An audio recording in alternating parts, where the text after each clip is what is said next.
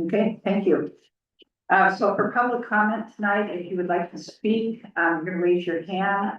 You're gonna keep it under 3 minutes and be kind and respectful. And, please state your name and mailing address. You can do the audience first and then we'll go into the Zoom audience. So who would like to speak for public comment? If you would raise your hand. Go ahead, fine. Walk up quick, that can show you your hand. We're just bringing Van Gosen, PO Box 19-97110. I spent the better part of 35 years working in the Arctic. There were times that we would stop in the road waiting for bear cubs playing while mom came to get them, or waiting for fox cubs to amble off the road. It was not unusual to see notices to watch for bears. We left our lodgings to go to a work site. Or perhaps we'd have to wait a couple hours to pass through the caribou herd migration. A truly impressive event to witness. To work in the Arctic, we were required to do no harm to the wildlife. Growing up in Alaska, it was necessary to deal with wildlife. I often saw moose on bike rides, grizzly bears on mountains. I remember a bear sitting on my tent in Katmai. We grew successful gardens. We understood the consequences of failure to respect wildlife. The state of Oregon's solution to most complaints about animals is to eradicate the species. At what point did we lose the ability to use common sense? I sat in the Gerhardt City Council meeting that discussed the elk massacres implemented by Gerhardt property owners in the state. I listened to eyewitness stories of elk laying in a field as hunters came with bows and arrows to shoot the elk laying there. Mothers with nursing babies were killed, leaving crying babies behind who slowly starved to death. Some mothers were pregnant, so they got another 2-for-1 killing. This disturbs me. It's widely recognized that how someone treats animals is how they treat humans. We're not allowed to kill trees, but we can kill and even harm wildlife with no consequence, or in some cases endorsed by the state.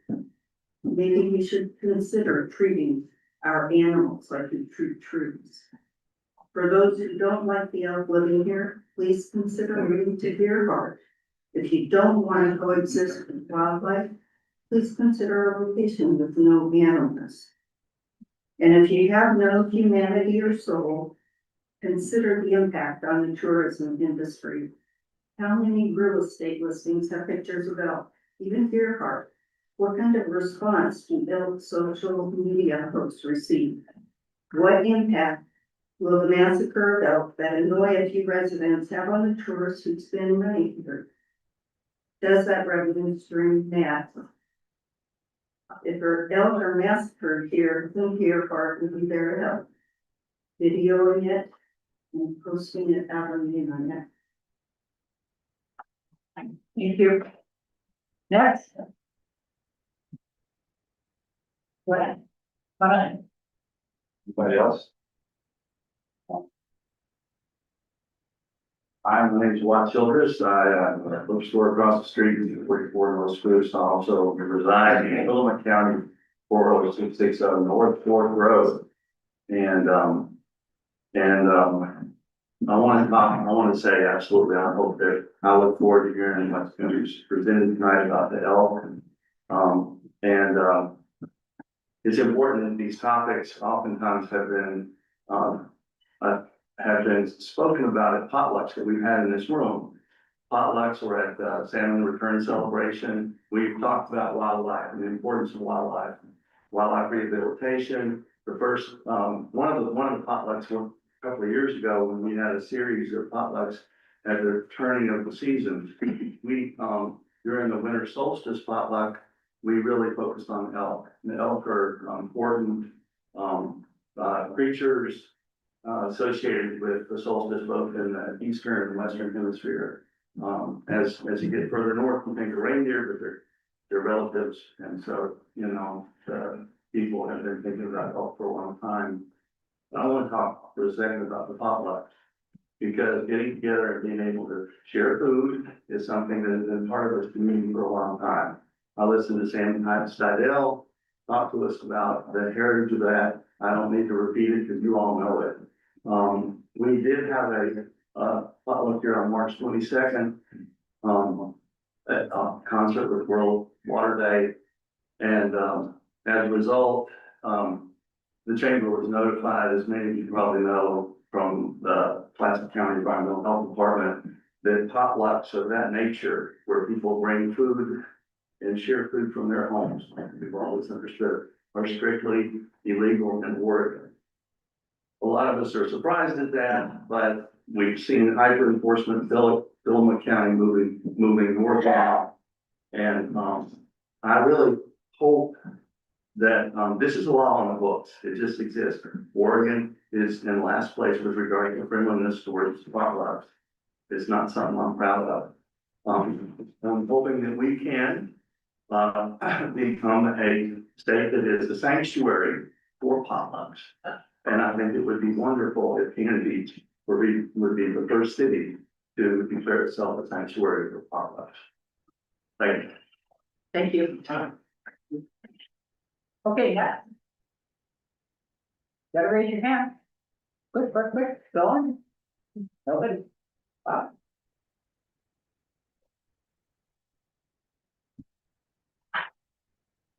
Laura, I'm ready 3 minutes for all talk fast. Okay.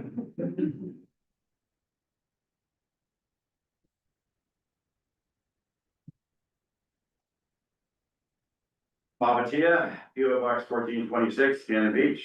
Here tonight to talk about the local elk herd. And to tell a story of a word of warning about what happened to the elk herd in Gerhart and Surfline a few years ago. The Clatsop Plains Elk Collaborative was formed in 2019 as an Oregon Solutions Project funded by the state. And it was in your packet, so you know about it. Their declaration of cooperation was, quote, a declaration of good faith and commitment to collaboration of the parties to meet the spirit and goals of the project through individual and collective action. After almost 4 years of collaboration and study, they come up with multiple ideas about how to deal with the elk. As a last resort, they would consider killing some of the elk.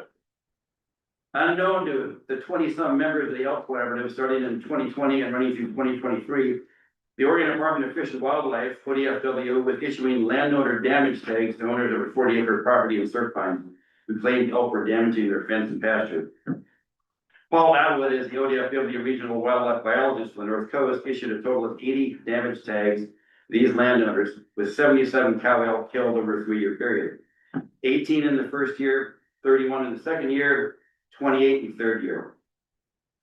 By ODFW's own estimate, about 60% of these 77 cow elk have been pregnant. This effectively eliminated the Gerhart Surfline elk herd. Under state law, these landowner damage tags required no public input or notification. It was all done under the cloak of secrecy. Mr. Atwood was a signatory to the Clatsop Plains Elk Collaborative and was a member of the steering committee, the land use management subcommittee, and the elk management subcommittee, but never bothered to inform the other members of the collaborative of the killing of large numbers of elk while he was ongoing. Mr. Atwood claimed that he was not legally obligated to inform the other members, and that's true. But it was a blatant violation of the original spirit and intent of the Elk Collaborative.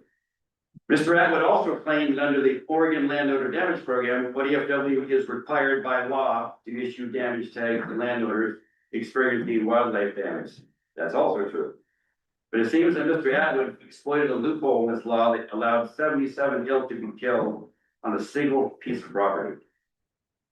These landowners constructed a shooting platform on their property to make it easier to kill elk. ODFW consider elk as nothing more than a game animal that needs to be quote unquote managed, which means killing. So the lesson of this story is think twice before making any sort of agreement with ODFW concerning the enemy's elk herd. What happened up there could also happen here. I'm going to end with a quote by Neil Main, and for those who don't know Neil Main, he's a local icon. He's lived on the North Coast for 82 years. Neil and his wife Karen started HRAP in 1985. A year later, Neil and some friends started the North Coast Land Conservancy. There's more to his story, but I'm out of time. But near the end of a 2015 OPB Oregon Field Guide story on the Gerhart elk herd, which disappeared a few years later, Neil Main said, Part of the reason we all love this place is because it means that we're living in a high quality place with enough open space to even have elk. That's the kind of blessing you don't want to mess up by having some big community battle. Wise words from a wise man. Thank you. Thank you. Anyone else in the audience? Is there,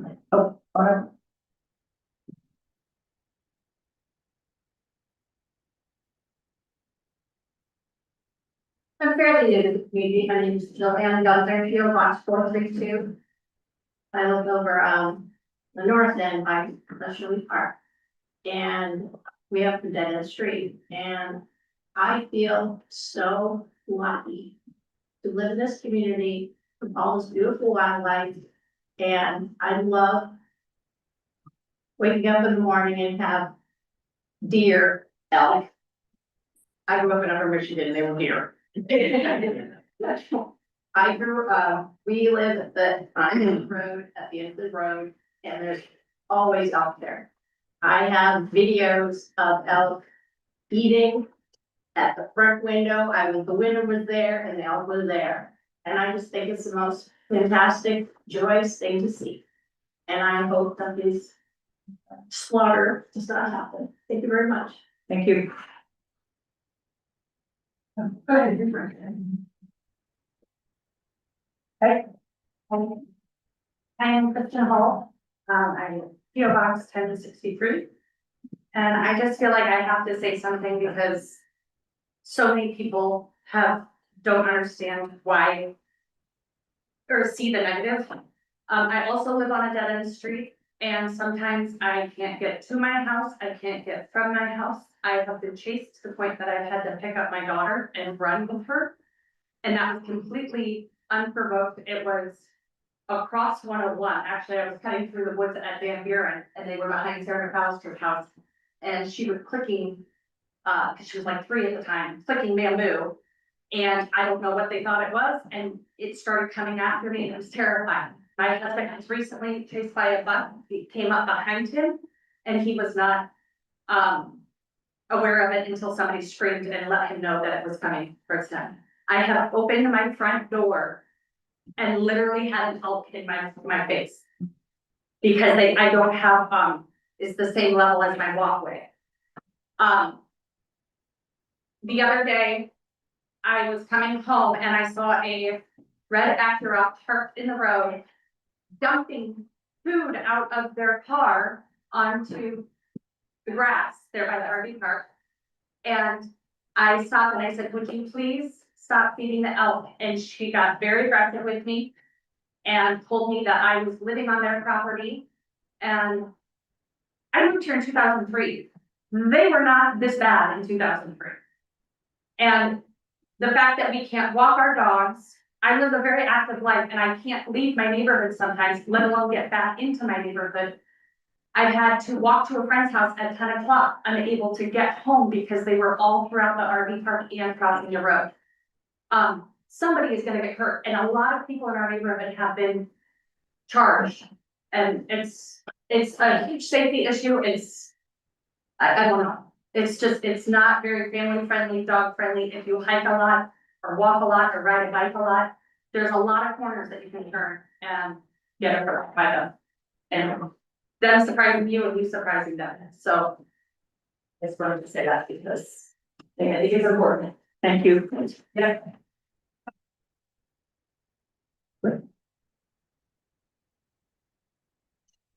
Leslie McMahon, PO Box 1294, terrified doing public speaking, so. You'll be fine. I agree with everything she said. It's not a nuisance factor, though, it's a danger factor. And I've been here over 40 years.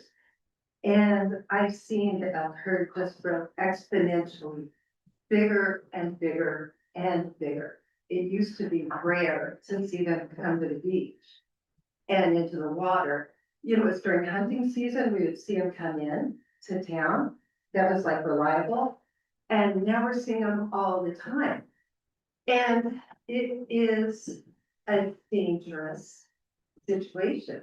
And unless we do something to curtail the population, it is going to, pardon me if I've said this already, exponentially get bigger and bigger and bigger. We are seeing fawns now being brought into town by the cows, right? With their spots. We never saw that before. They were always kept safe in the woods until they were bigger to be brought in. I could be wrong, I'm not an expert on elk, but it's just something we've seen. And I've talked to people. I talked to the lady tonight and she mentioned sterilization of bulls. Fairly easy, inexpensive thing where they get tranquilized, castrated, and released back, and it wouldn't be all the bulls. That seems like a very relatively inexpensive way to do it. And nobody gets killed. Nobody's killing cows, calves, or goats.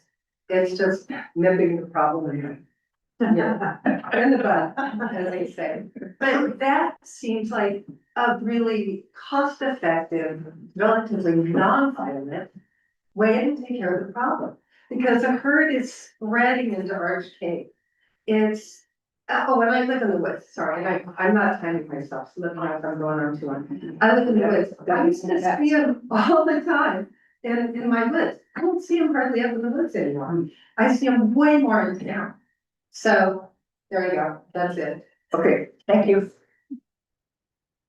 You did a fine job. Anybody else in the audience? Okay, is there anybody on Zoom? If you raise your hand, please. Yeah, I have, Liz. Good evening, Liz. See, can you hear me?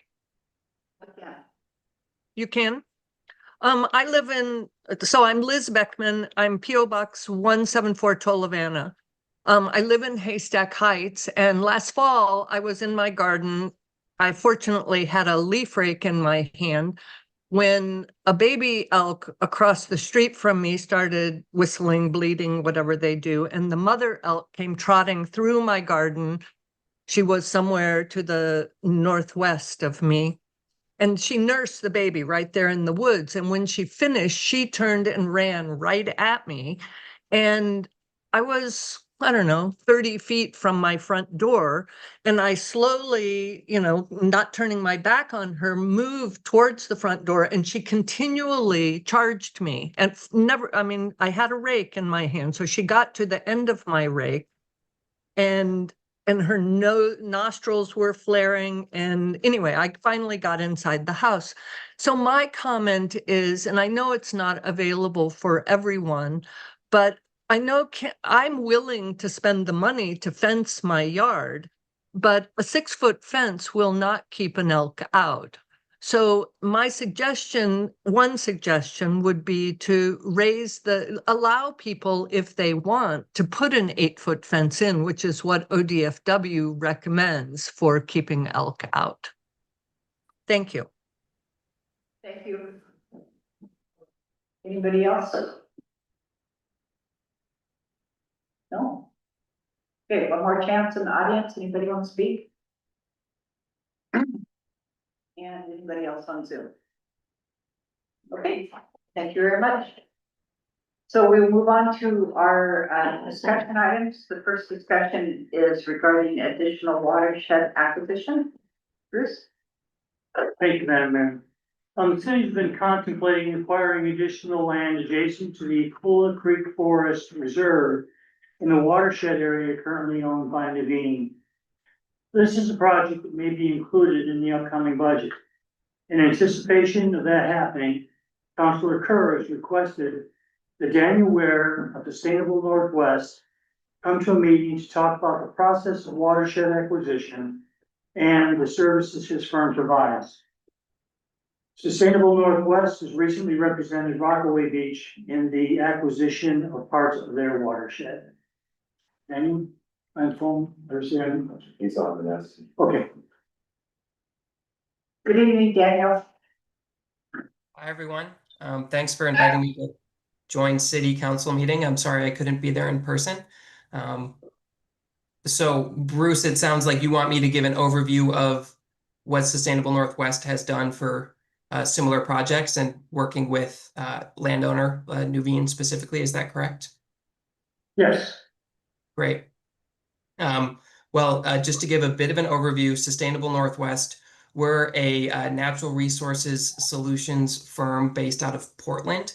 But really, we have projects all across the region, and our focus is working with rural communities to establish ecological and economic solutions for natural resource management. So in terms of working with coastal communities, we've worked with a number of coastal communities to help them acquire forest land in and around their drinking watersheds, but also to help them understand management solutions such as extended harvest, extended rotation, or pursuing carbon credits or setting aside their forest land in a conservation easement.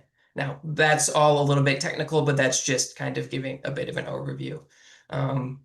Last fall, I was introduced via Kevin Brown, who is the regional manager of Nuveen Natural Capital, to Karen with the city. I believe your former public works director, and kind of Kevin shared some of the work that Sustainable Northwest has done. And with most recently working with Nuveen, we have helped the city of Rockaway Beach through the entirety of the process. And hopefully by the end of this year, they will have acquired around 800 acres, which contains the lower half of their drinking watershed. And in this project, we've worked with Nuveen, the landowner, to help them understand the information that is within their forest land inventory. And we've helped work with the city to develop purchase and sale agreements, letters of intent, kind of helping them navigate a non-disclosure agreement, really that all moved them towards being comfortable in acquiring forest land. And we also helped them with the planning of that and helped them fundraise for that opportunity. So it's exciting to hear that your community is interested in acquiring forest land. I know you're managers of the Ecola Forest Reserve, and that's a wonderful property, and you've done a great job having an ecologically sound management to have great habitat for wildlife, to support the refill of your groundwater spring, and to act as a really strong filtration system of the kind of last 200 or so acres that feed into your surface water intake. So, I'm happy to answer questions. I think what Sustainable Northwest, is encouraged by communities and is the pursuit of forest land ownership in your drinking watershed, because we have a good relationship with Nuveen, and they seem to be a good partner with community members. I know that they're willing and able to have conversations with city staff and city council. But we think the most impactful thing is for a community to own and manage forest in your drinking watershed, so that you have control and input in the management practices that take place, whether it's the size of the buffers that are around streams, or if there is or is not forest harvest taking place, and kind of other aspects. I know there's a lot that goes into managing forest land, and we really believe that that is the right decision for communities that have the management and financial capacity to move in that direction. So I'm happy to answer questions. I can certainly share more, and I do plan on coming to your city council meeting next month to give a bit more of an overview and more detail on the work that we can do. But yeah, I'm happy to answer any questions you have about the potential of acquiring more land in your drinking watershed. Anybody have questions? Lisa? Well, the first question I have, Danielle, thank you for coming. My understanding is you are a nonprofit organization, or is that incorrect? Yes, Sustainable Northwest, we are a 501c3 nonprofit organization. Yeah. And so, and the other question I have, are you, as far as you know, are there other nonprofits who do this particular kind of work in Oregon?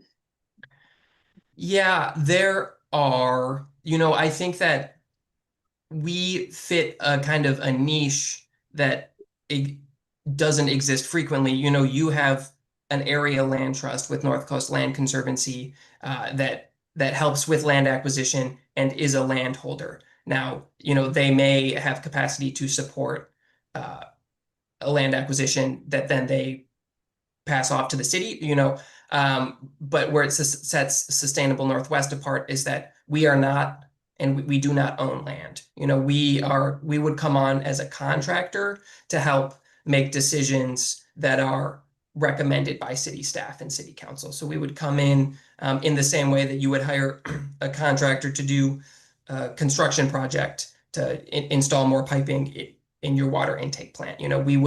We would set up a contract that says, here are the deliverables that we would do. The other firms that kind of do that would be more, at least the ones I know, are land trust or land trust, similar to land trusts. And yeah, so of course you have a neighbor in the area with North Coast Land Conservancy, and there are other kind of statewide and national organizations that could support this as well. And have you been successful in negotiating non-disclosure agreements for other jurisdictions? Yeah, that's non-disclosure agreements are tricky. We did navigate, and we are continuing to navigate a non-disclosure agreement with the city of Rockaway Beach and their landowner. And I can't really divulge more into that. And in the Arch Cape watershed, which Sustainable Northwest facilitated from around 2017 to 2022, 2023, following that acquisition, there was a non-disclosure agreement there as well. So non-disclosure agreements are pretty common with all landowners, specifically large landowners, because they want to make sure that their information remains proprietary. In case in case a project moves forward but doesn't get finalized, they don't want to have liability or, someone else knowing confidential information. There are ways, and we would, depending on the city's comfort level, there are ways to navigate non-disclosure agreements, depending on what information is and isn't permissible by the landowner. And we've seen those processes, but depending on, and I don't know the specific context of what the city is and is not comfortable working through in terms of a non-disclosure agreement, but it's a piece of every forest land acquisition project. And the mayor of Rockaway referred to you as, he said you were the project manager for the land. That's the term he used for the land acquisition. Rather than contractor, he called you the project manager. So. Totally. Yeah, that's, my predecessor called our role the project quarterback, project manager. That rings true as well, where, it's kind of it's a time limited engagement where at the end of it, the hope is that the city has more forest land and has a path forward with your forester, buy-in from your community that it will be managed in a way that is in line with the goals that you're identifying. And since you have a forest management plan that's current and you have forests that you currently manage, the startup of understanding what forest management looks like will be easier than, for the community with Rockaway. They didn't own and manage any forest land, so they had to kind of learn that what forest land management looks like. You have a responsibility for road maintenance, you have a responsibility for forest health treatment that's not necessarily timber harvest, but it's making sure that your forest is resilient in case there's disease that comes in, or in case, God forbid, a fire starts on your property. You know how to respond to that. And you're already a leg up on a lot of projects. And that's a testament to, in 2007, or is that when it was, when the watershed reserve, Ecola Creek Reserve, came into city ownership. So a testament to good work of your predecessors. Thank you. Are there any other questions? I don't have a question, but I want Bob? I'm talking to the council. Oh, I'm sorry. You missed public comment. Sorry about that. I had a question, I don't know if it's, when the city in 2007, when we acquired, we got the bond and did the ECFR, did we utilize a contract like this, or did we use city resources to figure it out on our own? I thought it was Reinmar and, well, Reinmar played a big role in it and we had a huge role. Okay. Yeah. We had the planner, who was really invested. Sure. And I think since 2007, the finance changed. The plan of having the non-disclosures and. I think it's gotten tougher. That's right. Yeah. Are there any other questions? Maybe council, from council. I have a quick one. Is it part of your service, Daniel, that you do an assessment of what would be the most valuable parcels of land to own? Is that where the process starts? Yes. That is what we will do, is we'll pull together some maps and information that say, here's the acreage of the watershed and the acreage of your ground, your springs, their restore basin. Here's what you own. Here is what your priority parcels should be if you want to acquire more land.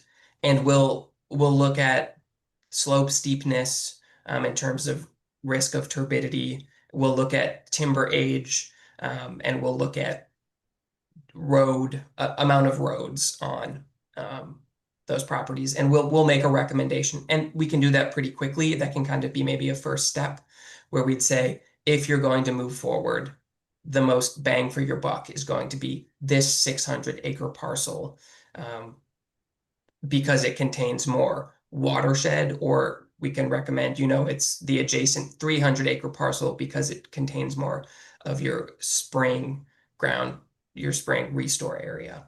Now, what's interesting with the city of Cannon Beach is that you are pulling from springs. That's your priority water intake, your year-round water intake. But you also have water rights, and I believe an emergency intake on the Ecola Creek. And so there's a conversation to be had on, is an investment in acquiring forest land that is surrounding the West Fork Ecola Creek, should that be your priority, or should focusing on ensuring that you own as much of the groundwater recharge basin, would that be your priority? And we can identify a number of scenarios as well. I will say there are some things that are outside of our ability in terms of a financial appraisal or timber evaluation. We have great partnerships, and we know a lot of great appraisers and timber valuation folks. That's not something we would do ourselves, because we want to make sure that you are working with local entities that have the best understanding of what the area markets look like, to give you an accurate picture, but also to make sure that you're able to have a competitive and compelling conversation with the landowner. But that's all a part of the process that we'd be able to help you walk through. Okay, any further questions? Okay, so we'll look forward to seeing you next month. Thank you very Sounds much. good. Hope we get as sunny of a day as we have today.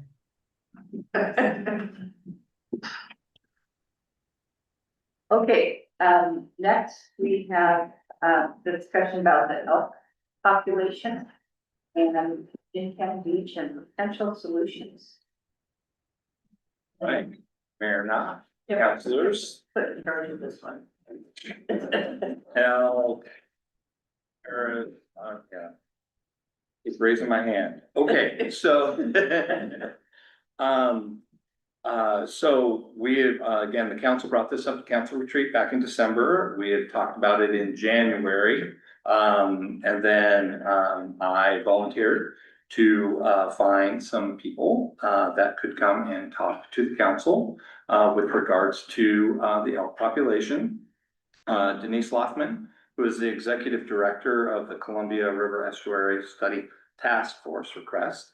And Paul Atwood from ODF&W, kind enough to volunteer and come here and talk to you about this. And so I'm gonna turn it over to them, and they're here. They've got a little presentation and be able to answer questions. And please remember they volunteered to be here, so thank you very much. And I'll just turn it over to Denise. Great. Well, I'll just start with saying thank you for having us. Rusty, you can go ahead and go to the next slide. I will say, a lot of the photos are actually ones that my husband or I took. If they're not ones that we took, then I tried to find the name, and so all of them are attributed to the people who took them. So why are we here? We wanted to come and give you an overview of the Clatsop Plains Elk Collaborative and the work that we did together.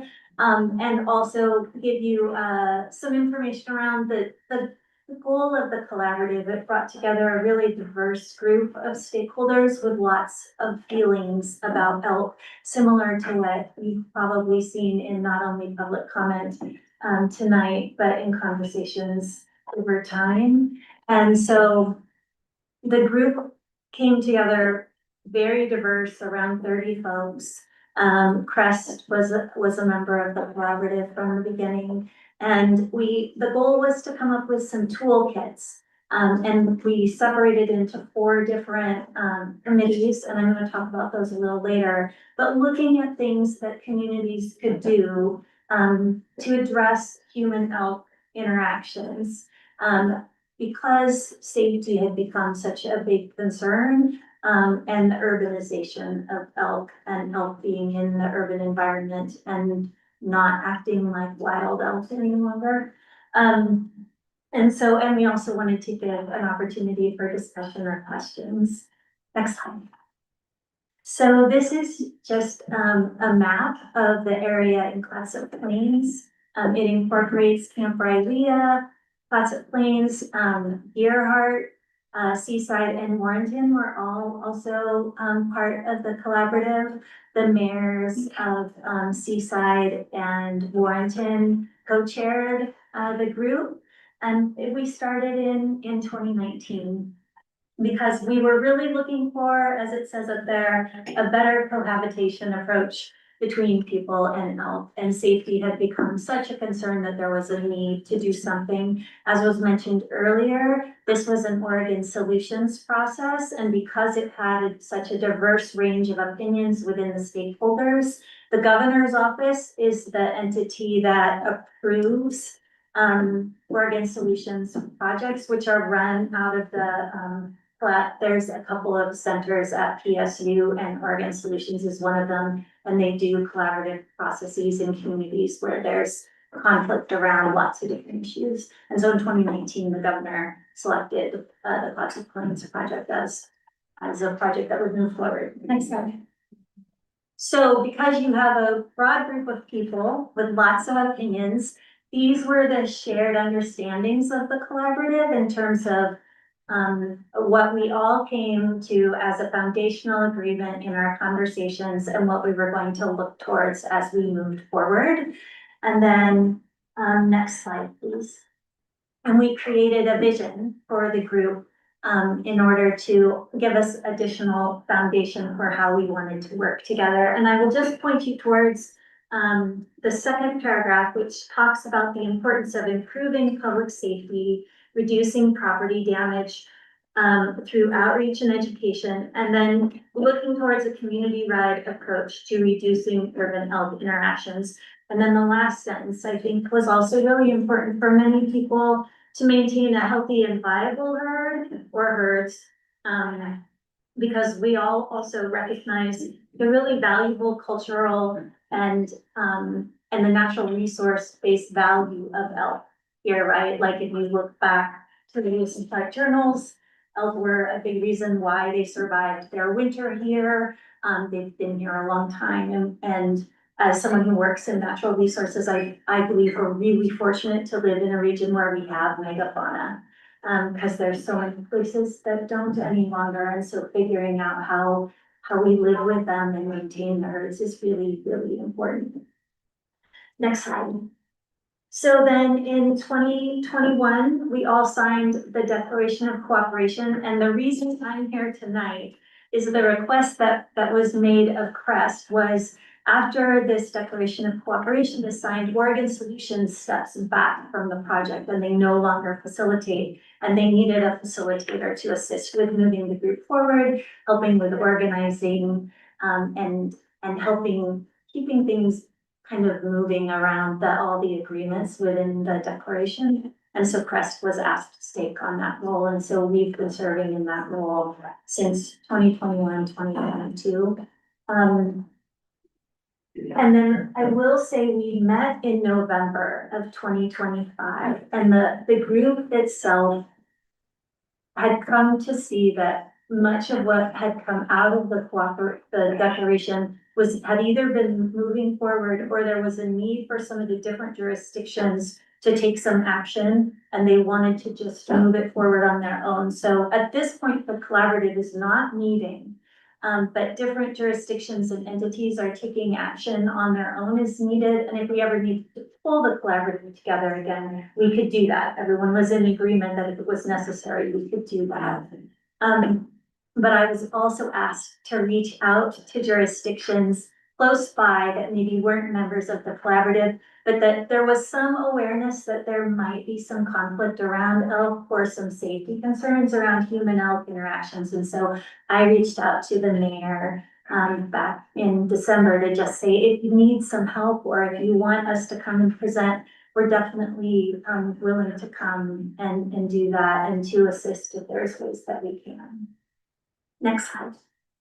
So I was speaking earlier about this. There were 4 subcommittees of the group, and I just want to say all of the subcommittees had different perspectives on them. We met like every week for 2 hours, or at least in the committees I was on, for every week for 2 hours for each committee for 6 months. It was a lot of work and it was very intensive. So there was a lot of time and effort that went into this.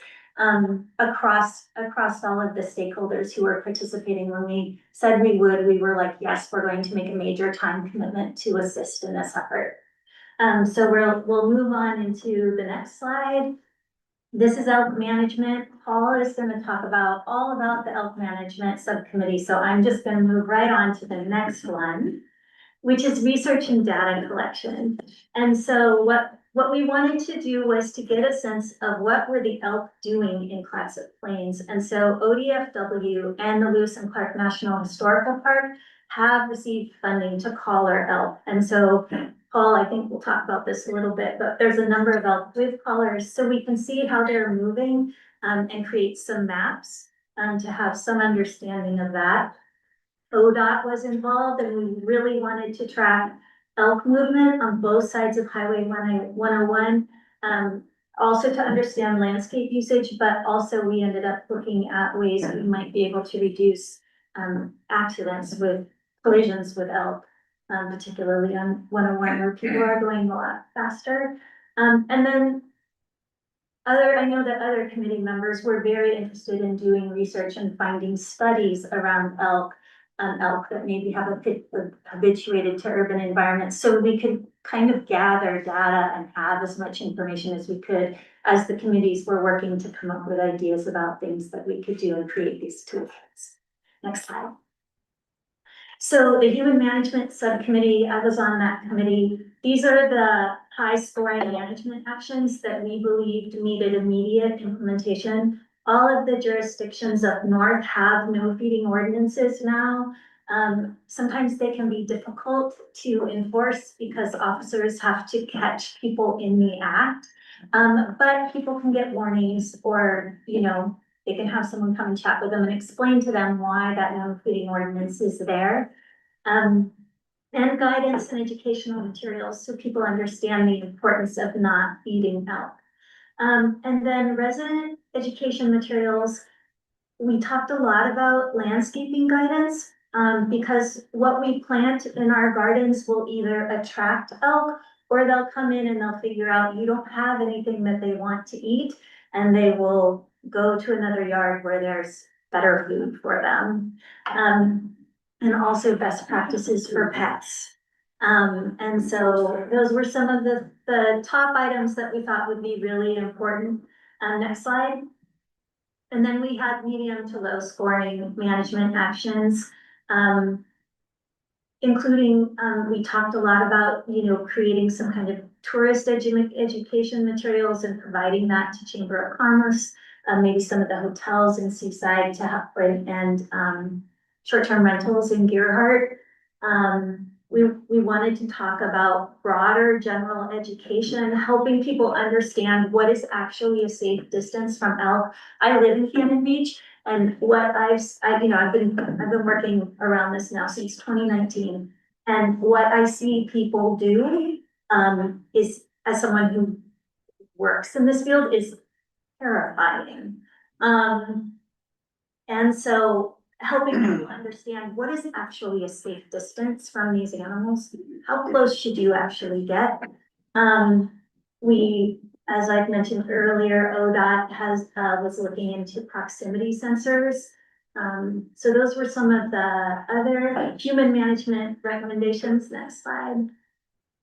And then on the land use subcommittee recommendations, we felt that it was important that we take some ownership about the way that land use plays a role in perpetuating or limiting these interactions between humans and elk. Now, Clatsop Plains is a very different environment in terms of land use than Cannon Beach. And so I recognize that this is, looking at a very specific part of Clatsop County, but it's something that I just wanted to touch on so you guys were aware there's things we could think about here. Next slide.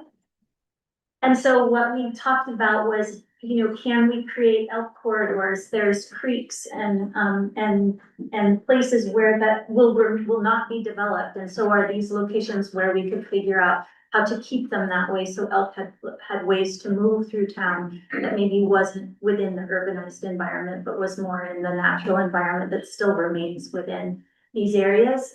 And then some of the other opportunities, I will say, next slide. This next one has a lot of text. I'm not going to read it all to you, but it has the details from the land use subcommittee in a different way than those other two slides, which is why I included it. I will say we did talk about fencing a lot because there are people who have gardens, they want to garden, and they want their gardens to be protected from elk. And one of the things that we bumped up against and would need to spend more time on, no one put anything into place in any of the jurisdictions, but really tall fences are needed to keep elk out of gardens. But we also, I don't think Cannon Beach wants this, Gerhardt didn't want it, Seaside didn't want it. We don't want 8-foot opaque fences that then create kind of just like these walls along our streets, right? So when we talk and think about fencing, we want to think about how do we think about fencing in a way that allows people who have gardens and want to fence their gardens to do so, but maintain kind of the visual aspect of the fencing that we currently have. And we didn't dive in it too much, but we talked about it a lot because we understand the importance of how our fences create within the built environment, how important they can be. And so I wanted to mention that because of the comment earlier to say that it definitely was something we talked about. And then the next slide is the last, moves it on for all perfect. All right, thank you for the record. My name is Paul Atwood. I'm the district wildlife biologist for the Oregon Department of Fish and Wildlife out of Tillamook. Go to the next one. So, as we talked about, I'm not here to like advocate for any sort of solution today, just provide some information and answer questions if you have it. I was a member of the elk management subcommittee among other roles in that collaborative as well. I would say, just to give some background, so the elk management subcommittee, as a wildlife biologist, so I was on it, but it was a diverse background. It wasn't like a group of biologist-minded folks in the room. We had landowner representatives. There was, I think, one other biologist on the committee, but it was a very diverse background. So what kind of the process that we went through was, we spent an excessive amount of time bringing to the table every conceivable, like, option, anything we could choose. Worked on defining it, having, kind of writing out the pros and cons, and then, kind of putting it through like that biological filter. So, I heard a comment about sterilization, I think, in public comment, so that was one of the things that we looked at. And then, and put that through the filter of like, okay, so do you, just since we're talking about it, do you sterilize males or females? And then how long does that work? How do you employ that? And really like, so for that, just for that option, since I'm using it as an example, like, there's limitations on kind of how you can do that, because you could physically capture, say, every female and sterilize her, physically, like you would, say, spay a dog or a cat that's your domestic pet. So, there's just some, we talked through a lot of those like different issues about whether it was, increased predation or, I mean, I can't even remember all the different options. Once we kind of had everything discussed, so we all understood everything, at the same level. We went through and independently scored each, we had a spreadsheet, we looked at all the different options, each member scored it, we aggregated scores. Kind of looked at the cream that rose to the top and then discussed that prior to making those recommendations, to the full, project team. Go to the next one. So on the bullets, I'm not gonna read all these, but the bullets on the slide here were the recommended actions that came out of the subcommittee. So we talked about fencing options, more for like mass exclusion, so not the like, we're gonna fence off, our lot in town, but like, how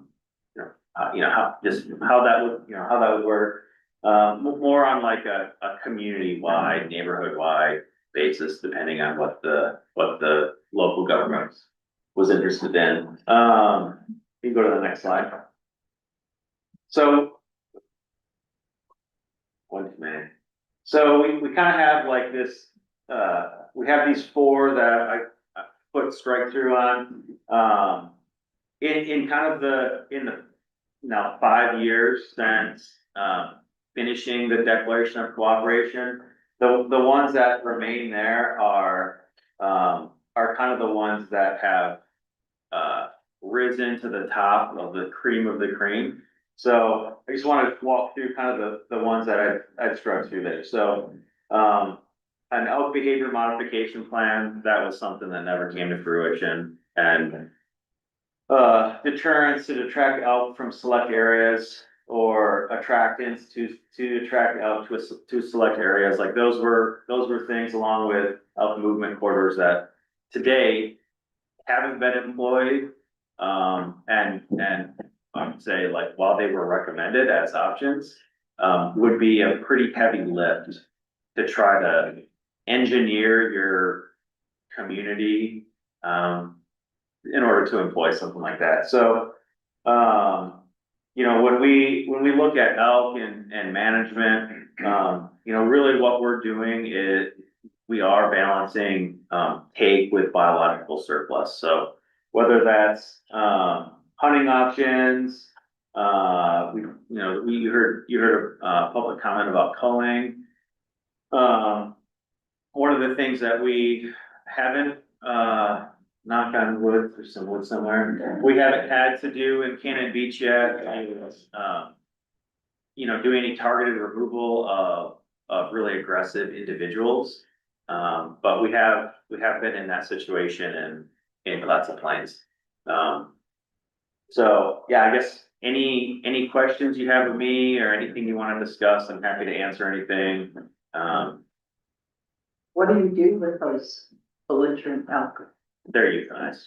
So they're deemed that, they've been so aggressive, and generally, once they, kind of cross that threshold, the threshold is making contact with people.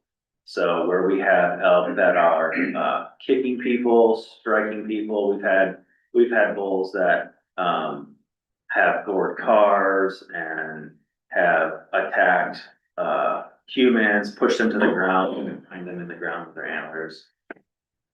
At that point where there's like kind of this broad understanding of that there's a public safety issue, that individual's been demonized.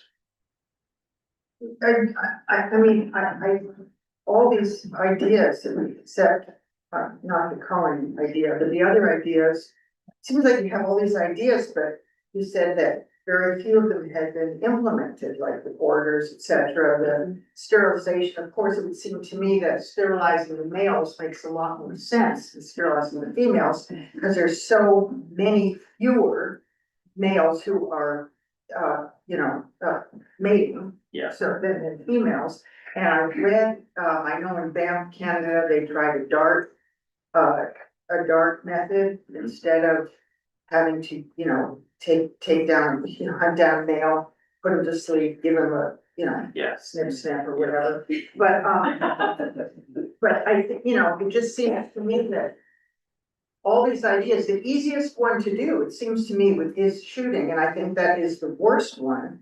So I'm not, we don't even have a public education campaign in the city yet. We don't have signs at the entrances to the city warning people about the elk. We have no signage up that is really, we have no viable campaign of education yet in this city for tourists and for citizens. So obviously, to me, that's step number one. Yeah. And the other things you mentioned are things that need to be looked at. Like, I'd like more information on the sterilization. I hadn't even thought about the males. Of course, that makes more sense to sterilize the males, Yeah. Nothing, it's just sort of like, the only thing I know that's been done is what happened in Gerhart, and that was a disaster. And I know you were at the public meeting with city council, and people just rammed you, on it. So obviously that is not a good solution. So it seems with all these other ideas, why haven't any of them?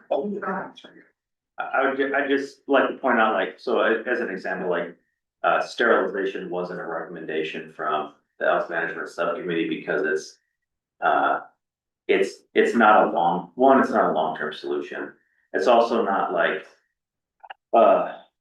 logistically viable. So while it makes more sense to sterilize males because there's fewer of them, it only takes one to work its way through a group of cows and reproduce.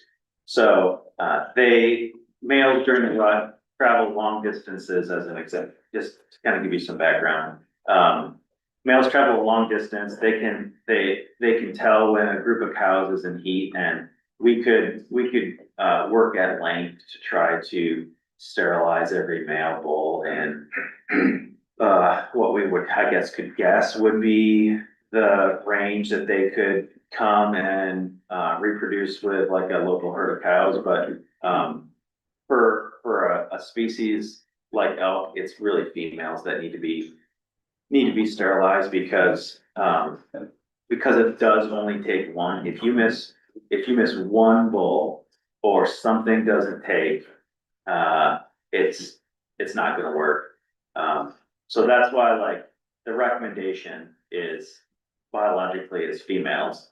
And when we looked at sterilization, the best way, the most feasible way to do it, because we can't physically capture every single female and then do a physical sterilization on her, would be a chemical contraceptive that you would have to give annually, which is of course increasingly challenging. And then all you're still left with the same herd of elk that you have. You just are preventing reproduction. So urban elk, of course, they don't have the same predation or sources of mortality that say a wild elk would have. Yes, they can get hit by cars more frequently, but they don't have, you don't have like the predation on young when they're in town. They eat a higher quality feed, so when they do reproduce or when they become adults, they're physically just healthier. They've got more fat on them. So it just increases their lifespan. So the timeline from, say, starting a sterilization program to realizing some benefit on the ground can be like the lifespan of a cow, which could be upward in the high teens into 20 years, over 20 years old. So that was why, as an example, that was why, like that option from the elk management subcommittee wasn't chosen to move forward. But absolutely agree, if there's some. You put it on rose bushes, you get. Sterilized. And Councilor Kerr, we've signed a contract with the marketing company. We have a kickoff meeting on Friday. And hopefully we'll be bringing a marketing campaign back to the council in May to show you. We have Denise right here who lives in the city of Cannon Beach. She said she knows how close you're supposed to get to an elk. She knows all the information that I hope this marketing firm is well aware of. I don't know. We will utilize Denise as best we can. Okay. Yes, thank you. Yeah, and there's some great examples on the marketing side. All you have to do is think about the national parks, like Yellowstone, right? Or Banff. Or Lewis and Clark National Historical Park has elk. They're wild. They're not as habituated as say they are in Yellowstone, but there's lots of great examples. Rocky Mountain National Park has they're not Roosevelt elk, right? They're Rocky Mountain elk. But there's some great places that we looked towards as we were doing this work. Be like, what can we tell people about how far away to stay from animals? Why, like, they're, over 800 pounds, some of them are a ton.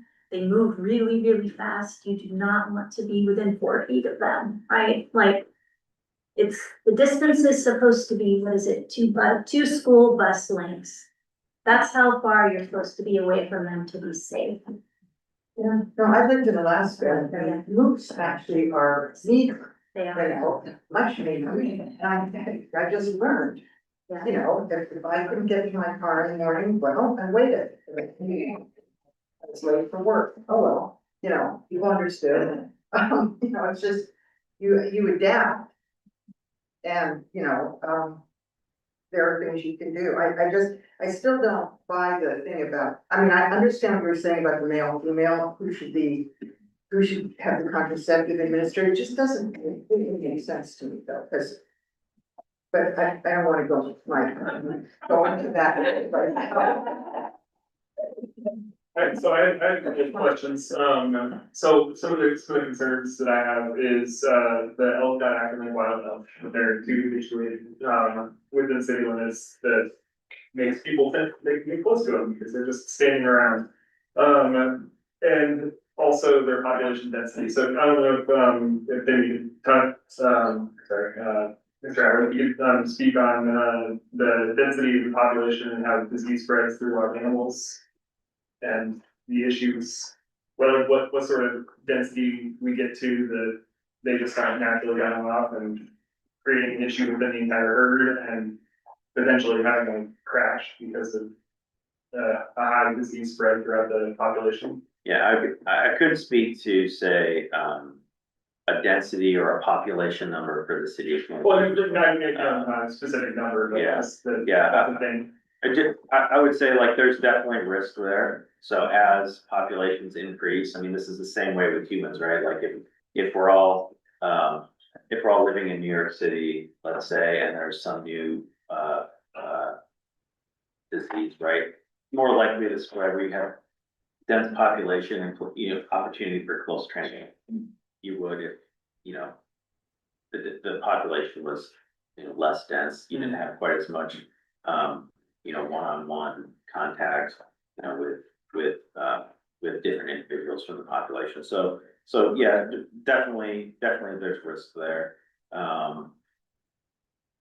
what was the other part of your Oh, question? I hadn't got to it yet, but I just wanted to ask about hazing and the using health behavior modification plans, putting something like that together, does that assist in spreading elk so they're less dense? I know hazing techniques would be used to try to make things like wild elk and no longer like habituated elk, but does that also assist in spreading the herds apart so that it's not such a high density together as a single group? Yeah, so one of the things we see with hazing, of course, there's like, there's a wide threshold there of like, what does that actually mean, right? And how is it employed?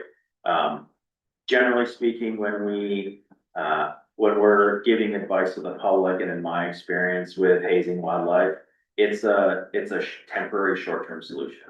So it's not like hazing is going to be a silver bullet. It's a way to have some short-term impact at a very specific location. So if you were, say, a resident of Cannon Beach, and I was talking, you called me about some conflict, garden, landscaping, whatever the issue is, I would have a conversation about hazing for sure.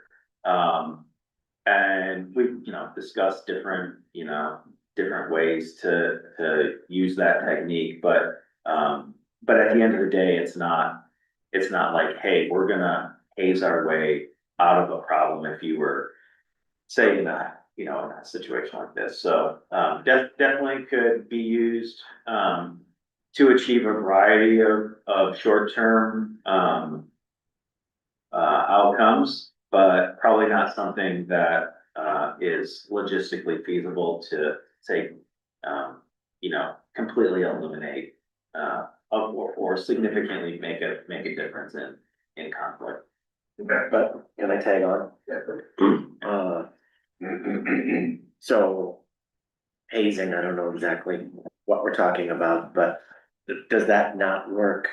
Then you're saying as a way to modify their behavior? Short term, it does, yeah, but like if you, as an example, if you have some really tasty, high calorie landscaping, like roses, if you want to, if we want to use that example, like you can chase them away. You can haze them. You're using a technique to try to discourage them from being on your property, right? Like that will work, but elk are they're a calorie driven species. And so when you have that, like, they're gonna continue to be attractive. I'm more thinking the problem is the habituation.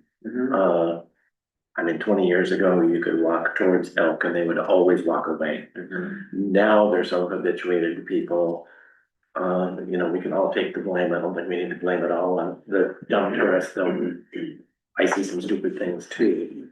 But hazing does nothing for that kind of modification where now they become a little more skeptical. You're not just dispersing them, Yeah. but does it change their behavior in any way? So if you were able to employ that universally, say throughout the city, you maybe could affect some change, right? But logistically, being able to achieve that where the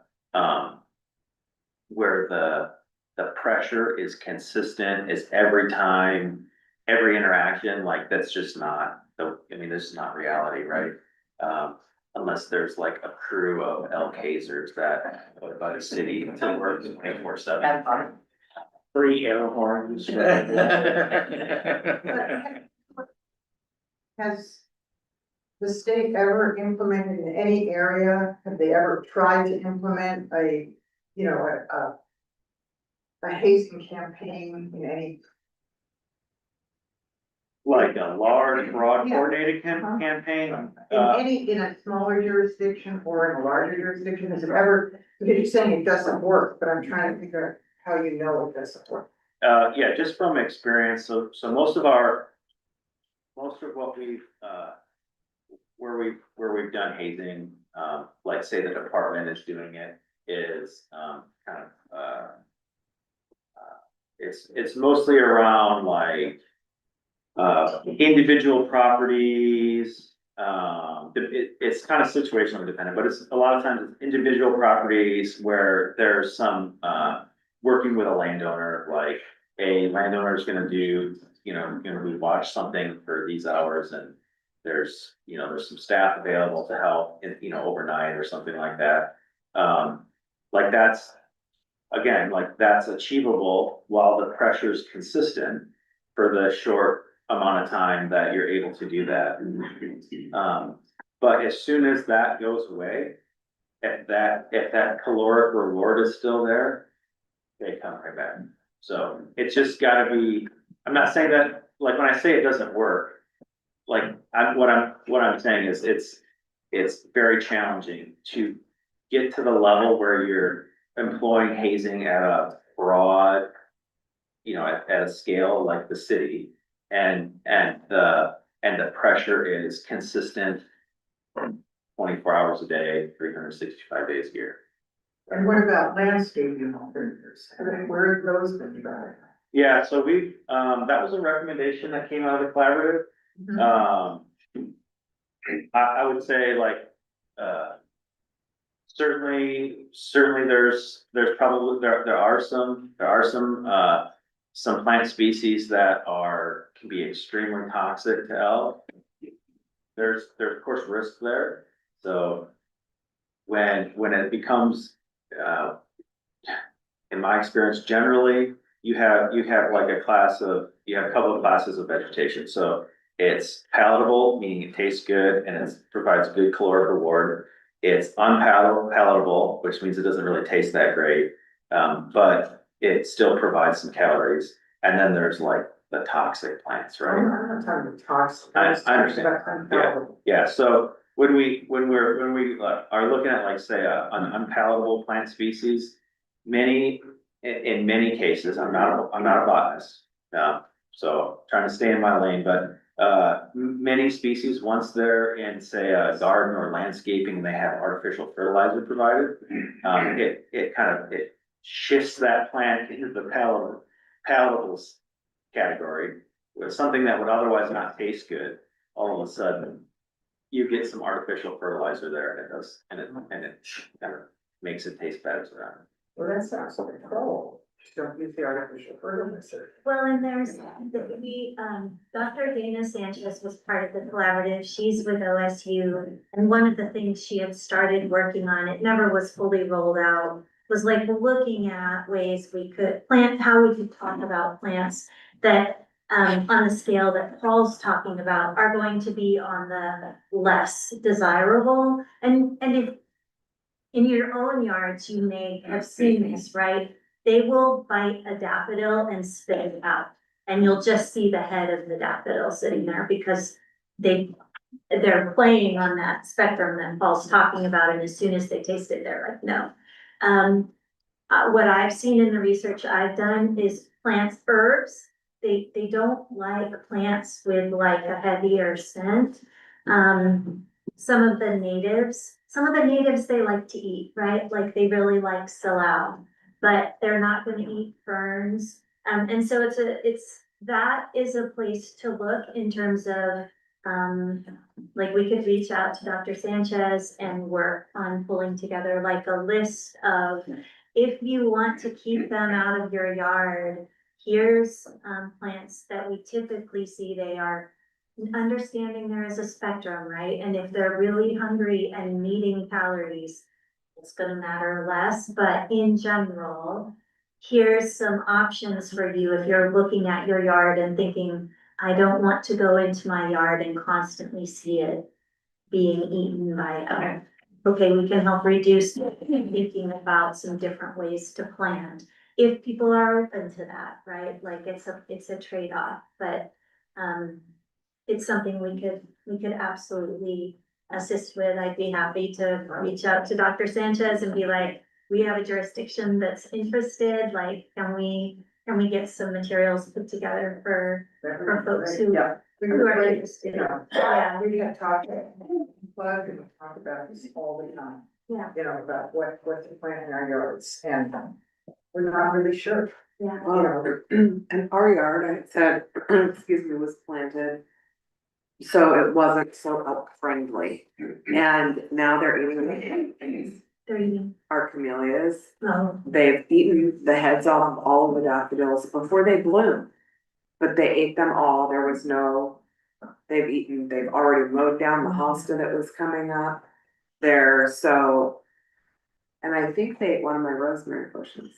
did they really? Yeah. That is And there's- super unusual. Right, so they're getting to the point where they're just eating through town and there aren't any, they're eating whatever they can. I mean, they've just destroyed a couple of old shrubs that have been in the yard for, 20, 30 years, whatever, because just in these last probably 18 months. The numbers are also so high and they're getting the vast majority of their calories in town. So I'm a little surprised, and as I think about it, I'm maybe not as surprised as when you first said it, like, yes, right? They're hungry. And as you said, they're very calorie density driven, and things that are in our yards are going, the calorie density is gonna be high. But I thought what I was hearing was, of course, if an animal's very hungry, it's gonna eat whatever it can without getting sick. But I'm talking about, it seemed to me what I was hearing is they were coming in town because it was such easy pickings and their favorite foods were here, like they like flowers and they like, and so that was, if those, to me, if those, other than the situations when they're really hungry, it would seem that would be a deterrent to have plants that they don't love if they're coming into town just because it's so simple to get their favorite stuff. At this point, they're so habituated to town now, where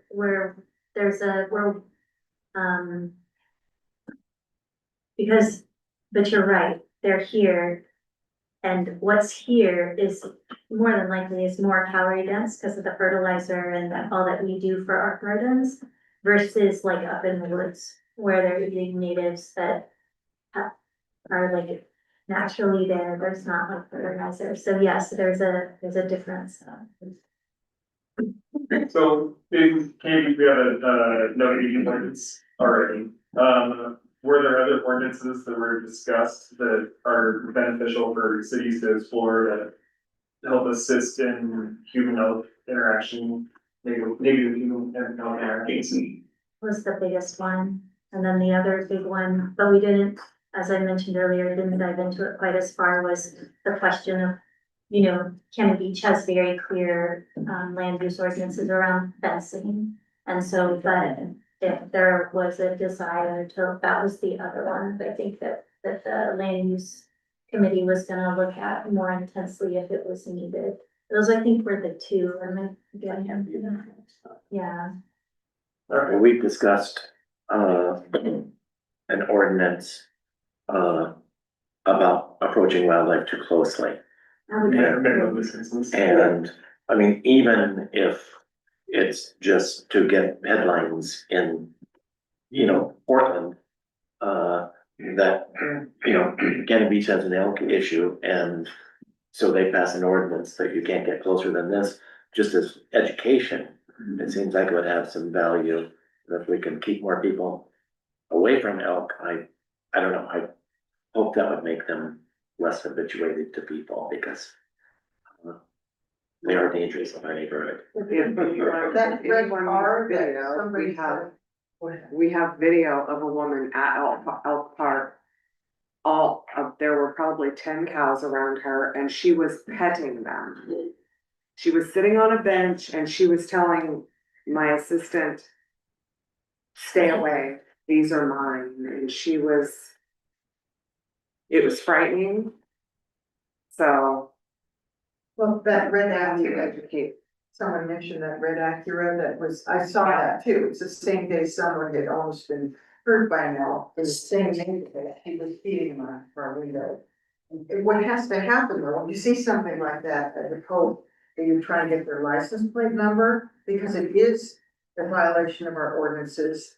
It'd be very difficult probably for the police to get to they'd leave before you can get the police there. But at least make an effort to report them and report their license plate. I mean, you've got a tattletale when you see something happen like that. You can't expect the police to be everywhere and be able to pick out every time somebody does something like that. So if you see that, it's important that you say something. What about relocation? Yeah, so we look at relocation at length. One of the tough parts for us is the restrictions on relocation and being able to do it on a broad scale. So we have had times where we've had to move an animal here or there, and it's a single individual. But in order to say try to capture a majority or a significant portion of a herd, it's kind of about where you put them. So one, there's no forest landowners that want help. And we're also required, so we have a group of elk in hand, right? We're required to quarantine, disease test those, ensure that we're not, artificially transporting diseases. And kind of in the current climate of wildlife management, we don't move animals around like that anymore.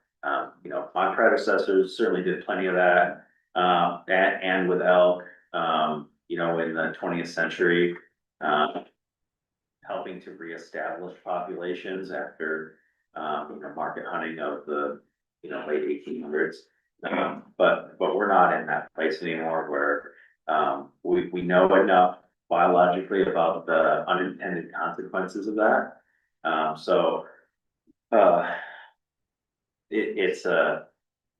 It's not a viable option in order to kind of gain the kind of the relief that, say, that a municipality in this case would be looking for.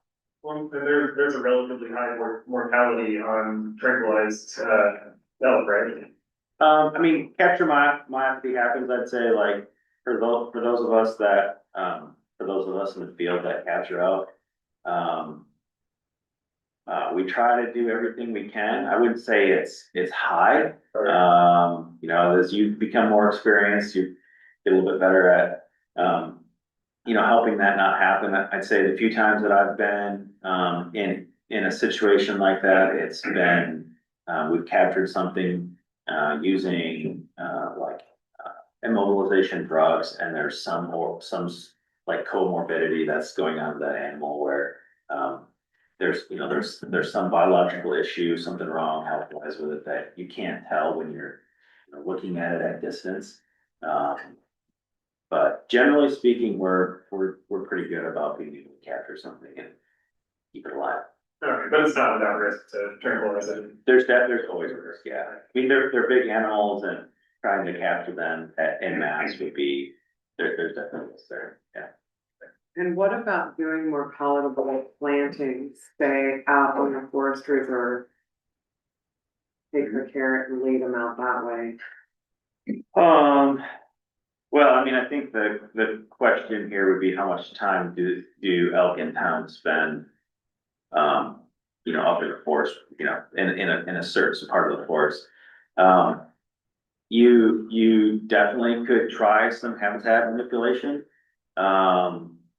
Again, when we're thinking about, this is the challenge with urbanized wildlife. So, if we were to say hypothetically create some really good meadows, in a forested setting, one, we want to make sure that a group of elk would detect that they find it. So there need to be some certainty that we're doing it in the appropriate location. And then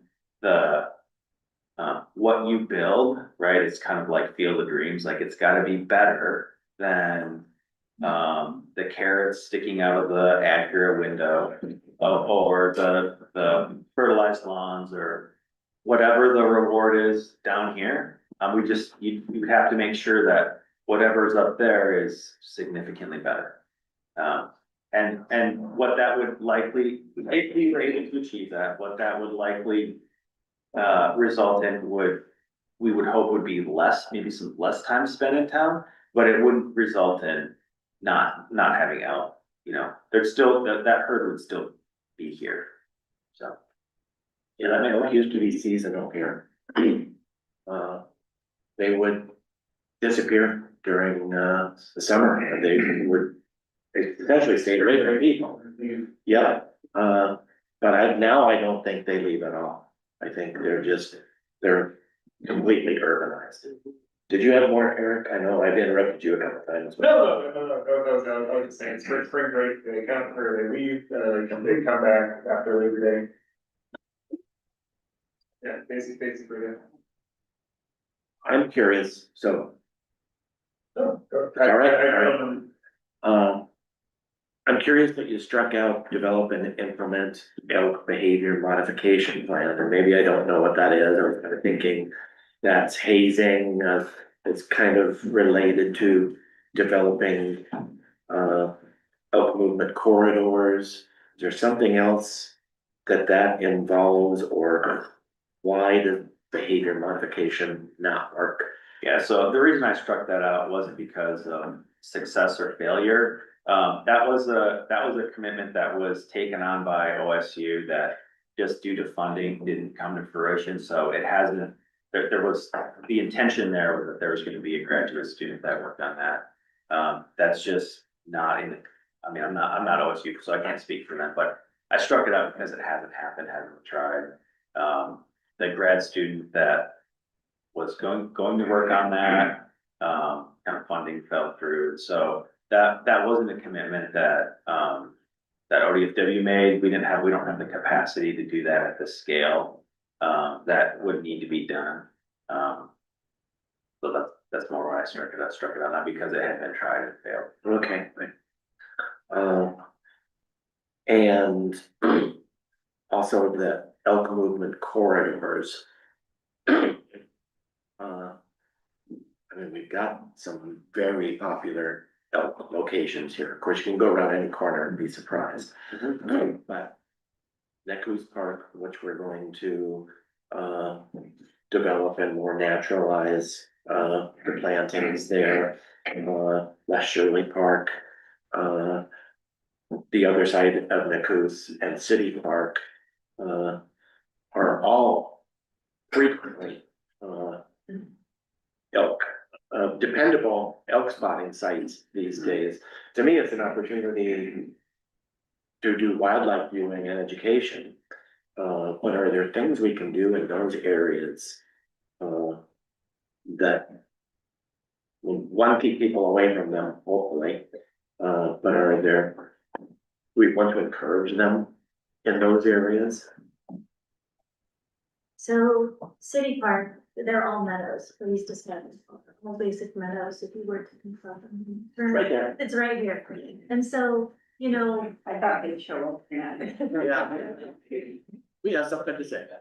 so some of these locations are locations where as council, you could make the decision to be like, if elk spend a lot more time here, we can put up signage, like we're okay if Les Shirley Park has have elk in it more than people, right?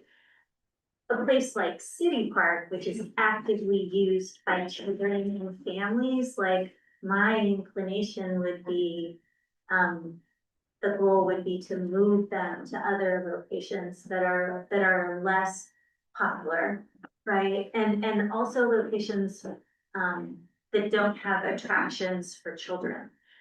You know, so as you think about these places, those would be some of the thoughts that I would think about as I'm thinking, but less surely, less so. I mean, the elk are there all the time. People use it. Dogs are there a lot more. You know, and so it's almost like there needs to be like an Excel table of the places where we know they're spending time, where the herds are larger, and then think about from like a safety perspective and a use perspective, are we okay with them spending more time in this area? If so, what could we do to make it even more attractive? What's the location where we'd like to move them out? How do we think about doing that? I'm sorry, that's not as straightforward. Yes, they should be in these locations, but in these natural resource areas where you're trying to straddle a line, these are the kind of nuances that you have to start to work and to look at least from my perspective and my experience and review them. No, not really significantly more. I think the main point that you hit on is like, where are you? The concept of like separating human and elk, right? Where like that's where the conflict comes in is when when they're together, here comes the carrot out the window. You know, or whatever whatever the conflict might be.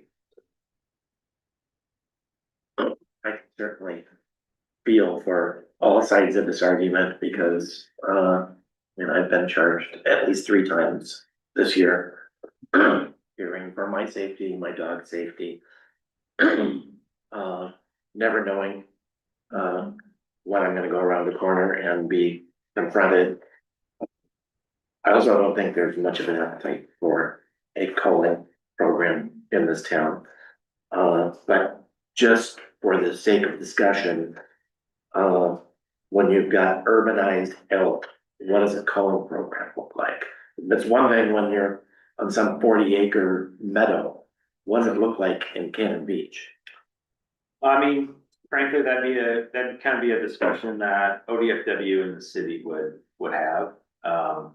It would be out of place for me to try to speculate on what that would look like just from my perspective. We do have a urban deer and elk program that I can provide those rules to you, Tim, if you like, and send that so you can get that to the city. There's very clear, it's kind of a program that's spurred out of Senate Bill 761 back in 2017, I believe. It's got very clear guidance on like what our responsibility would be as the department, what the responsibility of the city would be. We go through a process where there's some requirements of the city, like you would say already met, like no feeding ordinance. You pass a resolution declaring elk as a public safety nuisance. You put together kind of with our technical help. The city puts together like a plan of how this would work. I think I got a few notes here. The city would designate areas where take is to occur and the manner of take. The department designates the number and sex of individuals to be taken. So there's very clear rules and guidelines of how we kind of move forward with that.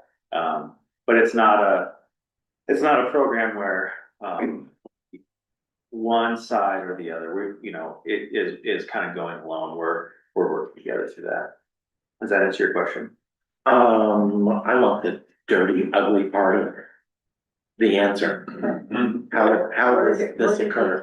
Is it you, is it ODFW that is?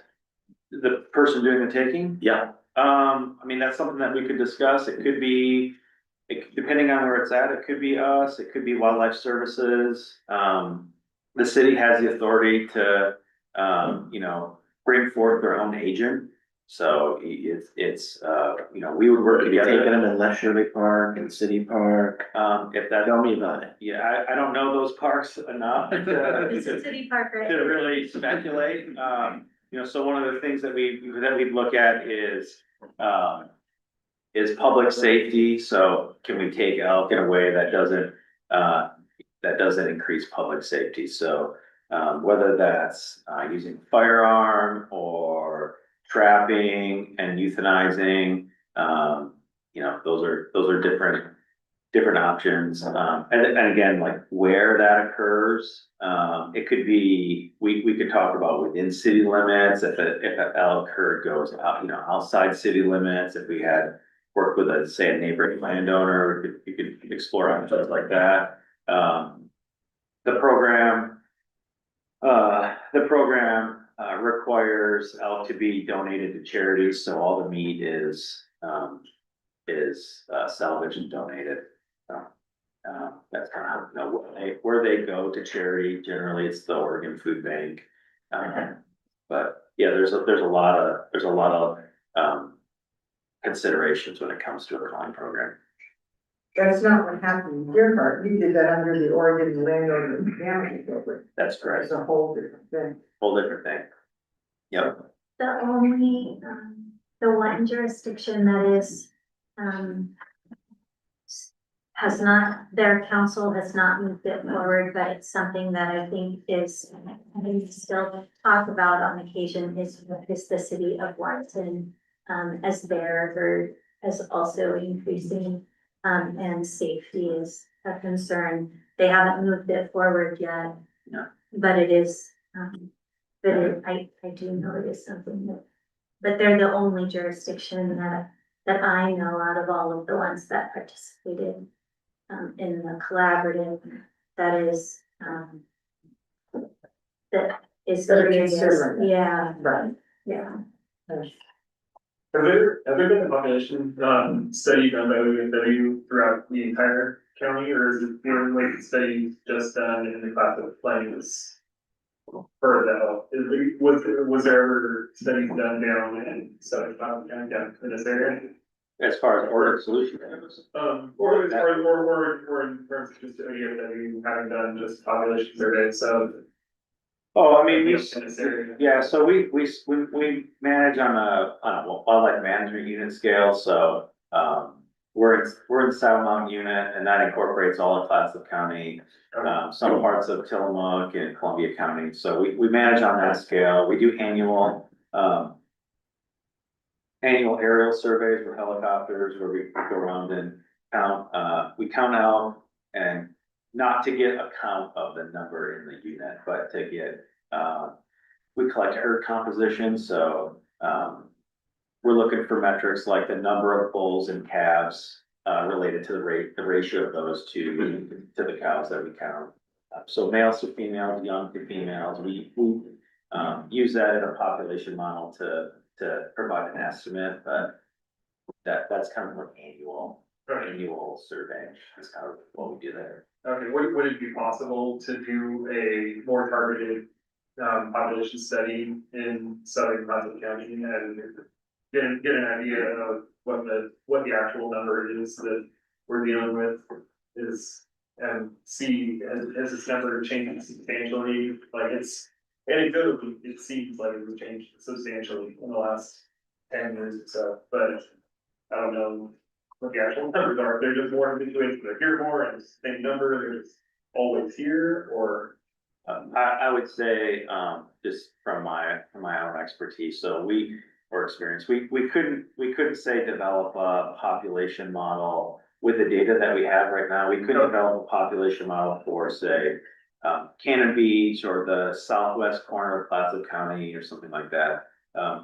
I would say, based on the surveying that we do, looking at, say, trends of animals, probably our highest density right now, of all the flights that we do, from say the Neahkahnie Mountain up to Tillamook Head is probably the highest density that we have in the district, so, but that flight in particular, where we count, just, what we detect can be 500 to 600 out. Know that we had, no less than 5 sets of twins last year. And we had the one, the lone bull elk that we had, well, he has a girlfriend. I've seen him on the side of the highway, so that's gonna start a whole nother fight.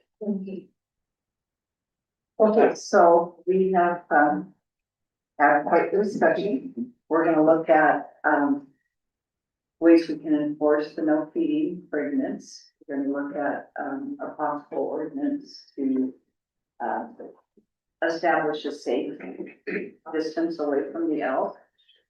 We're gonna ramp up that education program and signage. And then allow fencing. And we're gonna talk about the fences. And I think If there's any way, if you guys need anything, please feel free to reach out. Actually, one more question about fencing. So there's an indication that, approximately 8 fences is what is required to exclude an area that I saw in some documents that we were sharing with someone. I don't know if they came from Crest or if they came, where they came from, but they had a whole discussion of, double fencing for highways, space 3 feet apart, whatever the distance is, they're spaced apart. Is there guidance on not having to go to an 8-foot fence and using a blockade of some sort at a lower height that's wider, wide edges, sort of stuff that they can't make the full jump? Dr. Sanchez was the one who brought that forward as a way to lower the height. And it is, so if you've got 2 fences that are close enough together, and they can tell where they are, they know that they can't, they could clear the height, but they can't clear the distance. And so, I believe that was another, yes, I've seen that. And I do think it came from OSU Extension. And so there's a number of items that we've discussed tonight where I think it could be useful to bring Dr. Sanchez in, just to provide, feedback or more information. So, I'm happy to pass the information along. So one thing I forgot is landscape education component to it. Dr. Sanchez has a plans list. Yeah. And so your answer about elk behavior modification, no one's really studied that? Not that I'm aware of, no. Okay, anything else? Well, thank you very, very much. I'd also like to thank the audience. I know that this is an emotional issue and that they're very well behaved, so I do appreciate it. Yeah. Thank you. Okay, recess time. I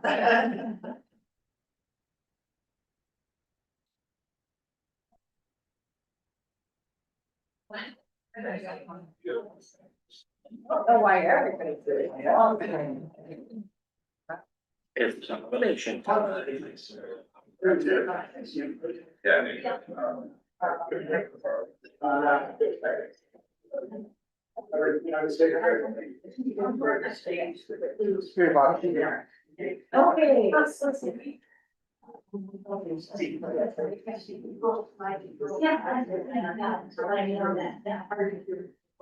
Okay, we're not. Okay.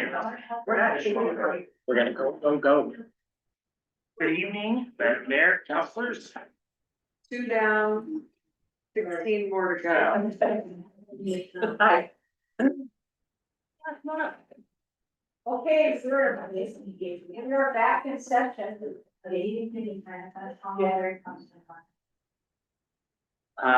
Today we've got consideration of proclamation 26-03, Sexual Assault Awareness Month. Background: for 25 years, Sexual Assault Awareness Month has united survivors, advocates, and communities in the shared commitment to end sexual assault, abuse, and harassment. This milestone is both a celebration of progress and a call to keep moving forward. Sexual Assault Awareness Month is intended to draw attention to the fact that sexual violence is widespread and impacts every community member. Every individual and community in Oregon has a role to play to help eliminate sexual violence by working together to promote social change. In Clatsop County, the Harbor's mission is to provide advocacy, prevention, and support while promoting self-determination and hope for the survivors of domestic violence, sexual assault, and stalking. Through partnerships in the local area and across Oregon, the Harbor is committed to protecting survivors. Their goal is to break the cycle of violence through education, one-on-one support, practical assistance, and referrals. And this evening, we have Julia Aikman, Director of Sexual Violence Programs, and Olivia Nix, who is the Prevention Educator from the Harbor, joining us. Olivia couldn't make it today, but we have our wonderful advocate, Joy. Hi, Joy.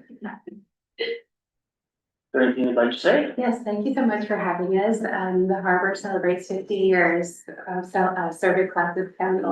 So we're really excited and thrilled to be a part of the community in so many ways. The Harbor has just adopted Green Dot bystander intervention training for the communities. All of our staff have been trained in it, and we can provide free education to Clatsop County residents about how to intervene safely when you see some form of power-based personal violence. So if anybody is interested in having a presentation, we would love to come and present to you. We also are doing for men, a call to men to help us stand up for survivors of sexual assault. We are doing a facial hair competition this Saturday from 4 to 8. Yes, there is a creative round as well. So if anybody wants to crochet a beard in a couple days. But this is our first attempt to ask men to stand up. And as we know, 1 in 5 men are survivors of sexual violence. So this is something exciting, and we'll be at the Lavelle Tap House. So if anybody has a beard and wants to join us, last but not least, we are doing a community cookbook for healing. As we know, food is so healing, and such tradition really can help a community. So if you have a recipe that you'd like to donate, we would love that. And we have ribbons for you as well. So thank you again for having us.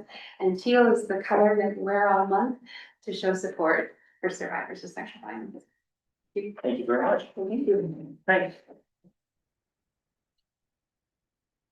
I move to adopt proclamation 2603 for purposes of designating the month of April 2026 as sexual assault awareness. Second. Any further discussion? Okay, roll call please. Counselor Hammond, Yes. Counselor Hayes, Yes. Council President Burt, Yes. Counselor Ostrander, Yes. Mayor Knopf. Yes. Okay, thank you very much. Okay, next we have proclamation 2604, National Child Abuse Prevention Month. You know, background on this is spring is time for new beginnings. It's also the time to renew our commitment to the protection of children in our community. Since 1983, a presidential proclamation has designated April as National Child Abuse Prevention Month. Observing Child Abuse Prevention Month allows us to raise awareness of the severity of this issue and arm citizens with the tools to help prevent abuse from happening. Awareness of a problem creates intentional change. Hundreds of children in Clatsop County are exposed to violence, drug abuse, emotional abuse, physical abuse, sexual abuse, neglect.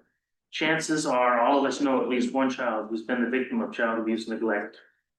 Isha here? Okay. Nikisha Wamble, the Executive Director of Clatsop County CASA, will be on Zoom to talk a little bit about it. Good evening.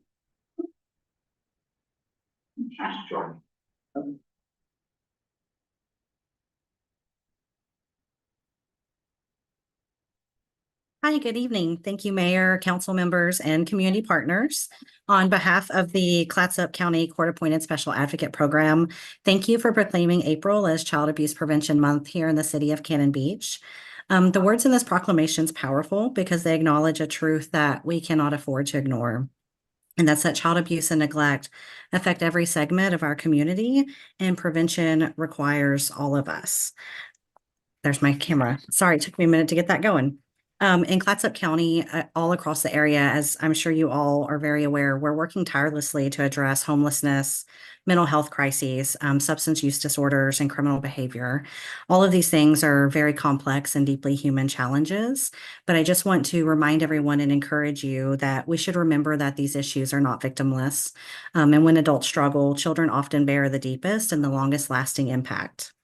Systems are often designed to stabilize adults, and court-appointed special advocates exist for one reason, and that's to ensure that children are not overlooked in the process. CASA is the only program in our community solely focused on advocating for the safety and the best interest of children in foster care. Our trained volunteers stand beside one child at a time, getting to know them, speaking up for them in court, helping to ensure that they have the opportunity for safety, stability, and ultimately a secure, loving, forever home. Prevention truly is our best defense, but prevention also requires vigilance. It requires that we don't become desensitized to what we see around us or the headlines that we read. It requires that we remember behind every case number or headline, there's potentially a child who deserves safety, dignity, and hope. I'm incredibly grateful for your partnership in recognizing April as Child Abuse Prevention Month. I've always really appreciated the support of Cannon Beach when I come and I do events there and I speak there. It's so clear that you're a community that cares about children and families, and you really work hard to lift that up. I have several volunteers who are parts of your community.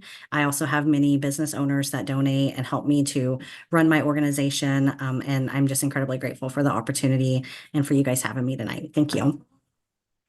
Thank you. I move to adopt proclamation 2604 for the universe meeting the month of April 2026 as Child Abuse Prevention Month. Second. Any discussion? Roll call please. Counselor Hayes, Yes. Council President Kirk, Yes. Councilor Wiltshire, Yes. Councilor Hampton, Yes. Mayor Knopf. Yes. Thank you very much. Thank you. Thank you. Okay, next we have proclamation 2605, Arbor Day. Good evening, Chris. Good evening, Mayor, council members. This is consideration of proclamation 2605 Arbor Day. Cannon Beach has recently been designated for its 18th year as a Tree City USA by the Arbor Day Foundation in honor of its commitment to effective urban forest management. The city is one of more than 35 Tree City USAs, 3,500. It was 3,400 last year. The Tree City USA program is sponsored by the Arbor Day Foundation in partnership with U.S. Forest Service and the National Association of State Foresters. National Arbor Day is April 24th this year. Arbor Day activities include the annual tree planting ceremony, which will take place during the 12 days of Earth Day festivities in Cannon Beach. And a recommendation follows. I'll move to adopt resolution 2605 in April 24, 2026 as Arbor Day in the city of Cannon Beach. Second. Any discussion? Roll call please. Council President Kirk, Yes. Councilor Wiltshire, Yes. Councilor Hampton, Yes. Councilor Hayes, Yes. Mayor Knopf. Yes.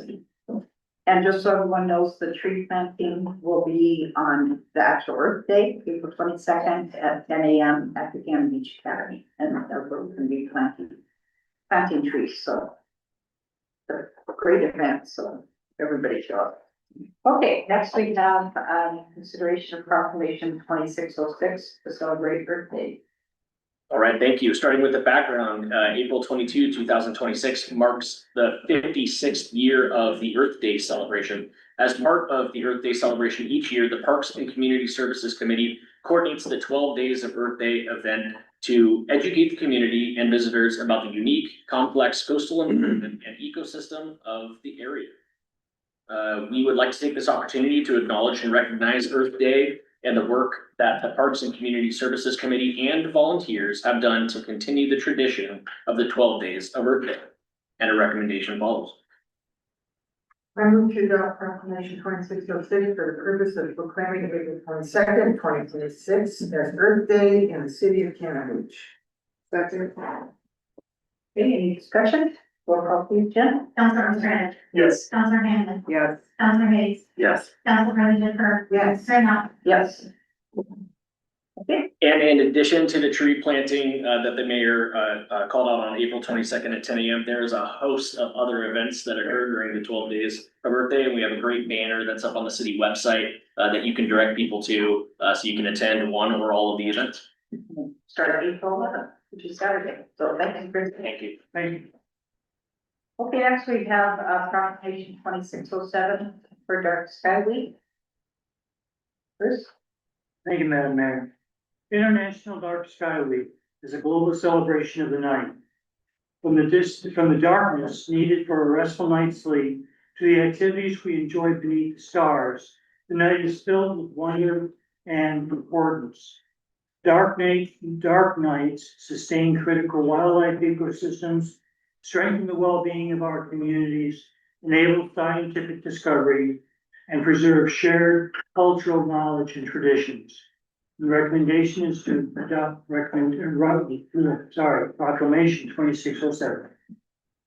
I move to adopt proclamation 2607 for the purpose of designating April 13th through 20th, 2026 as Dark Sky Week. Second. Any discussion? Okay, roll call please, Jen. Counselor Hannah. Yeah. Counselor Hayes. Yes. Council President Kirk. Yes. Counselor Ostrander. Yes. Mayor Knopf. Okay, you all very much. That concludes our proclamation section of the meeting, and now we move to ordinances. Thank you, Mayor, Council. I'm not gonna proclaim anything. I'm here to consideration of ordinance 2602, an ordinance amending Cannon Beach Municipal Code, Chapter 8.08 burning. The intent with ordinances 2501 and 2601 were to amend the burning code so it would ban the burning of yard debris and household waste, ban recreational fires in short-term rental properties, and increase the violation penalty. The details in the ordinance language exceeded the intended ban. Attachment A is proposed language for council's review. Additional concerns were raised during implementation, planning, and residents requested that wood burning fire pits be permitted for owners of record when properties are not being used as short-term rental. So the exhibit A, I would just note that those changes have been made there on the second page of that document, and you'll also see they added in that beach fire standard that OPRD was wanting on the statutory vegetation line. And then we're working that about the short-term rental owners while we're there can come and get a permit from that to allow. Any questions? I have one question. On 8.08.005, the change here, I just want to make sure. So if, you can get a valid city permit, you have to get it from two different places? No. That's a cool stuff. Yeah, I wonder. I think the permit has both entities on the permit. Yeah. When you get your inside, you just get it from. When you look at it, I thought you were gonna get two permits, so, okay, that's fine. Anything else? I think it's a good job. Yep, reflects everything we talked about, yeah. We approve the first reading of ordinance number 2602. Second. Okay, ordinance 2602, an ordinance amending Cannon Beach Municipal Code, Chapter 8.08 burning. And roll call for the, if there's no discussion, other discussion. Okay, roll call for the first reading. Counselor Hayes. Yes. Council President Kirk. Yes. Counselor Ostrander. Yes. Counselor Hammond. Yes. Mayor Knopf. Yes. I'll move to approve the second reading and adopt ordinance number 2602. Second. Ordinance 2602, an ordinance amending Cannon Beach Municipal Code, Chapter 8.08 burning. Any discussion? Roll call please. Council President Kirk. Yes. Counselor Ostrander. Yes. Counselor Hammond. Yes. Counselor Hayes. Yes. Mayor Knopf. Yes. So, ordinance number 2.02 has been adopted and will become effective in 30 days. Thank you very much. Okay, next we have consideration of ordinance 2603. First, Thank you, Mayor. Council has been working on amendments to municipal code chapters 10.08.010 definitions and 10.12.010 bicycles, skateboards, and emerging mobility devices. Council encourages pedestrians and bikes to use in town, and e-bike rentals will offer visitors an alternative to driving, allowing visitors to leave their cars parked. Is he in here? are you in? Oh, yeah. Okay, do you want to come on up? Sure. You were the only one in the audience, I didn't know who they were, so I just.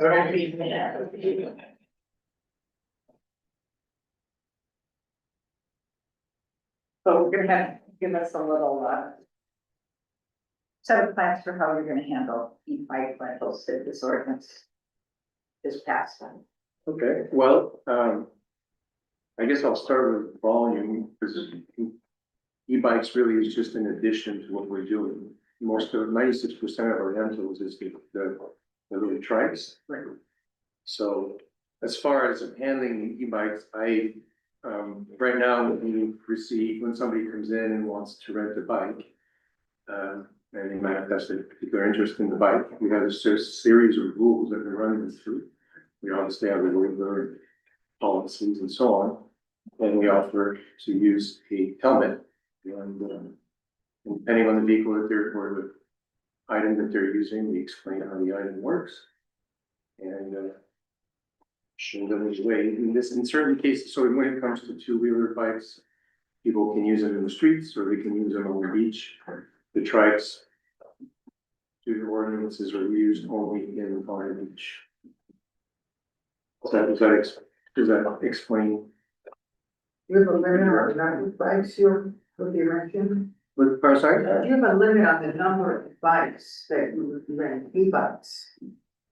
Well, right now, when it comes to two-wheelers, like I said, it's less than 3-4% of our rentals, so. And we have about 12 two-wheeler bikes. So there can't be a whole lot, and I have very limited space in this space that I'm in. Except that and this is you, but what about if somebody else moves into town and starts renting, I mean, there's no, this group right now, the person who does it. But there could be other people in the future who do it. Sure, so somebody could definitely decide or try to start a business in that business. Yeah, Right. absolutely. And could rent out tons of. I would add that, well, first of all, there's already a lot of bikes that go on the beach that are not rented bikes. Right. When you see a lot of the bikes that are going around, they're not necessarily us. A lot of people come with their bikes. Right. As far as renting e-bikes or renting a bike to ride at Cannon Beach, some people rent their bikes in Seaside and they bring them over here. There's businesses in Portland that organize tours.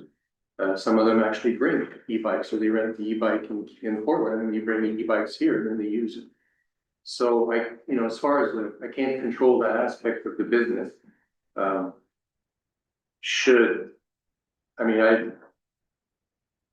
When it comes to bikes, because it's still tricky, because when you have bicycles, there's, depending on the brands, there could be 2 to 4 different sizing for one bike. So it's tricky and it's pretty expensive to hold an e-bike. I think just the access to renting e-bikes is quite high, because not everybody has the capital to start this kind of thing. The average e-bike costs anywhere between, I'd say, $1,200 to $4,000 or $5,000, depending on the e-bike that you're using. So, when we look at the bikes that we're using, it's more than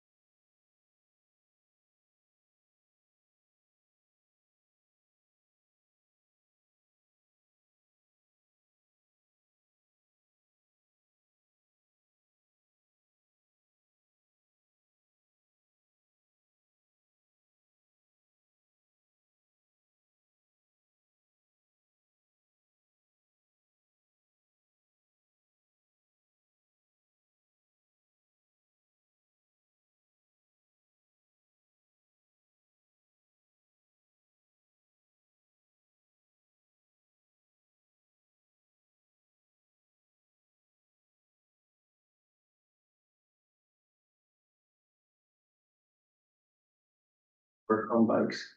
And that's another component, like there's a safety part.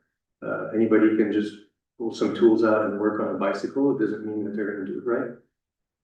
So, you know, that could be also a barrier, if there was some kind of policy around what is required to be able to rent bicycles, I don't know.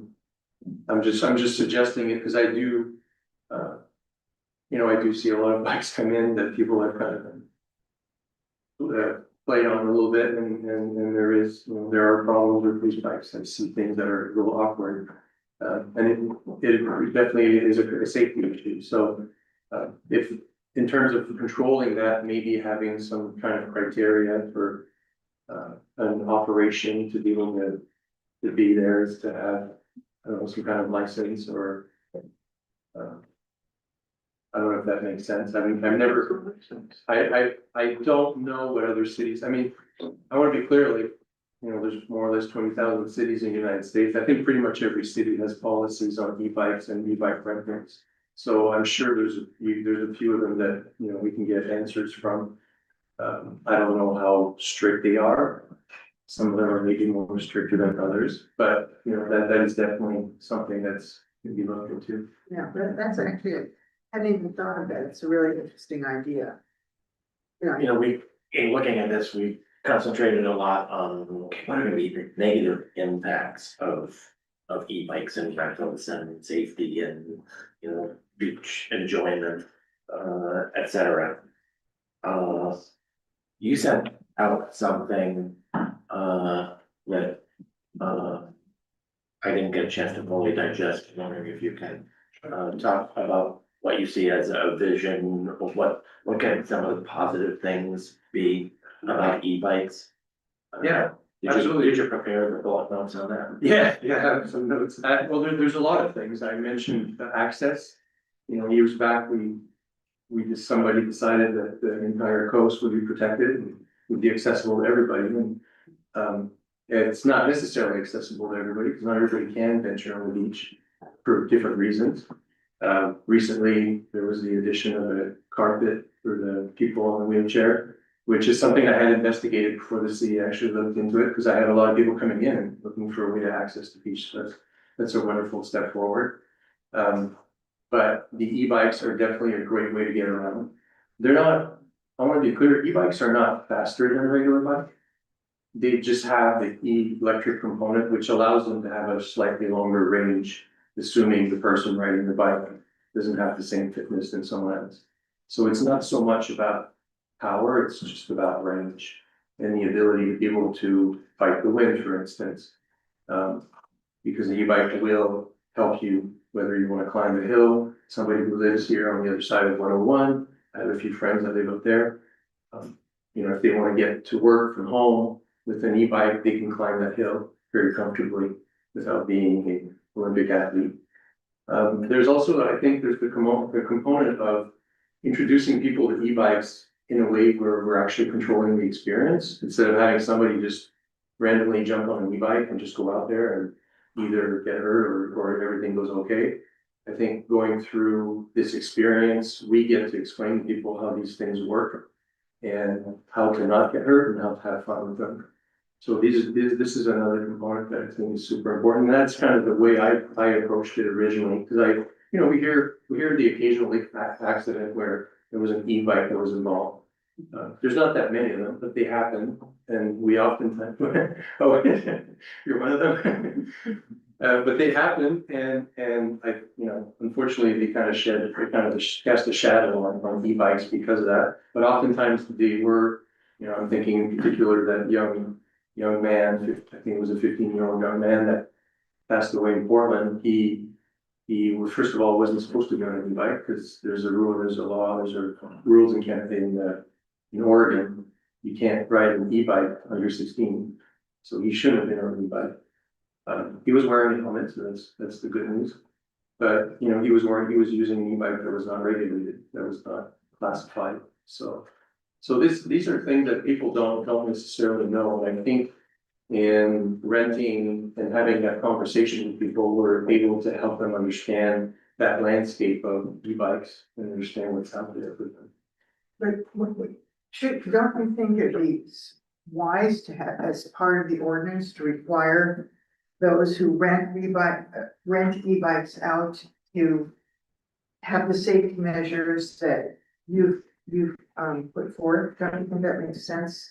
Yeah, well, yes, and I would say insurance companies are also requiring it. So, I mean, of course, somebody could get the insurance and not apply the safety measures, but insurance companies are pretty serious about.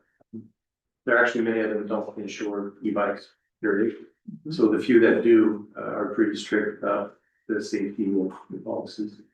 And didn't we talk about that aspect, and that would be the business owner's responsibility, not the city's responsibility to require? But to make, it has to be the city's responsibility to not, to put it in a regulation that you need to be licensed in this way, or provide safety information, or do the things that Ian does. I think he said he's certified in his business. We have no requirement in here for somebody to be certified before they can get a business license to rent out e-bikes. And that's what bothers me, because we're not gonna be sitting on this council in 10 years, and Well, in 10 years, then they can deal with it if there's a problem. That's kind of how I feel. oh, that's not how I feel like at this point in time, we're in a position where we've limited the number of e-bike rentals that you can have to 10. We have one proprietor in town. And like Ian said, we can't stop other bikes from coming into town, from going on the beach, so we aren't going to now. But I think, Chief Schultz is going to let us know right away if he identifies a problem. And then that's something that we could, but I just think we're overreaching on the ordinance.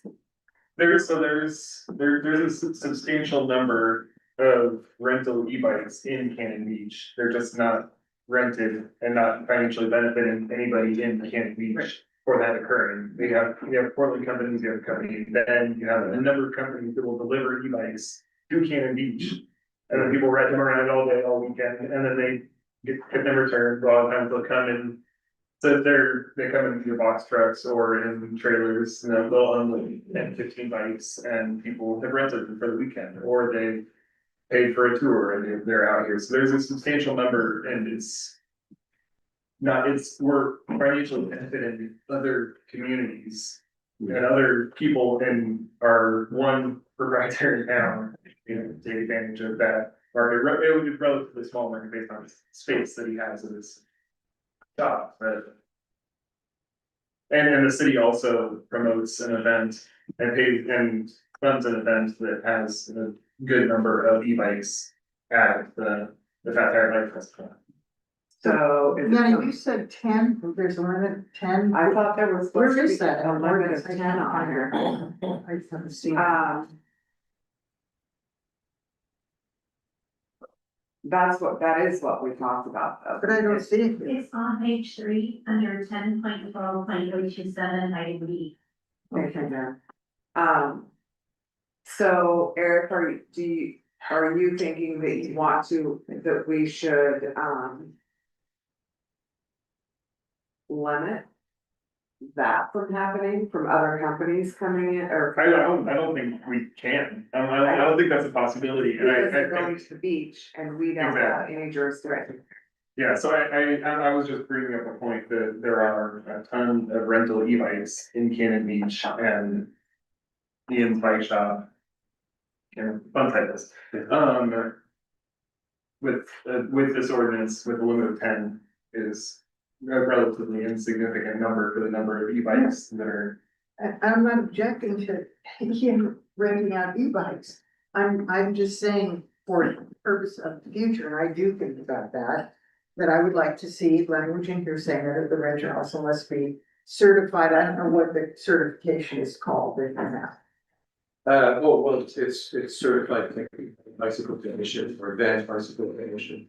Yeah, that's what I said, Most bike shops in theory have that, I mean, some of them don't, they just operate their bike shop because they learn.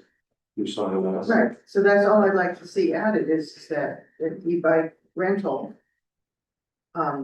Business must have somebody on staff who is say an advanced bicycle technician or. I guess e-bike technician. I was just thinking with what you were saying there, I think one way to look at it, if you really, as I'm seeing, you're really trying to find a way to kind of funnel this. One way is. Well, I know somebody could open a business anywhere, but having rentals coming out of the physical establishment, not a mobile unit. In Cannon Beach.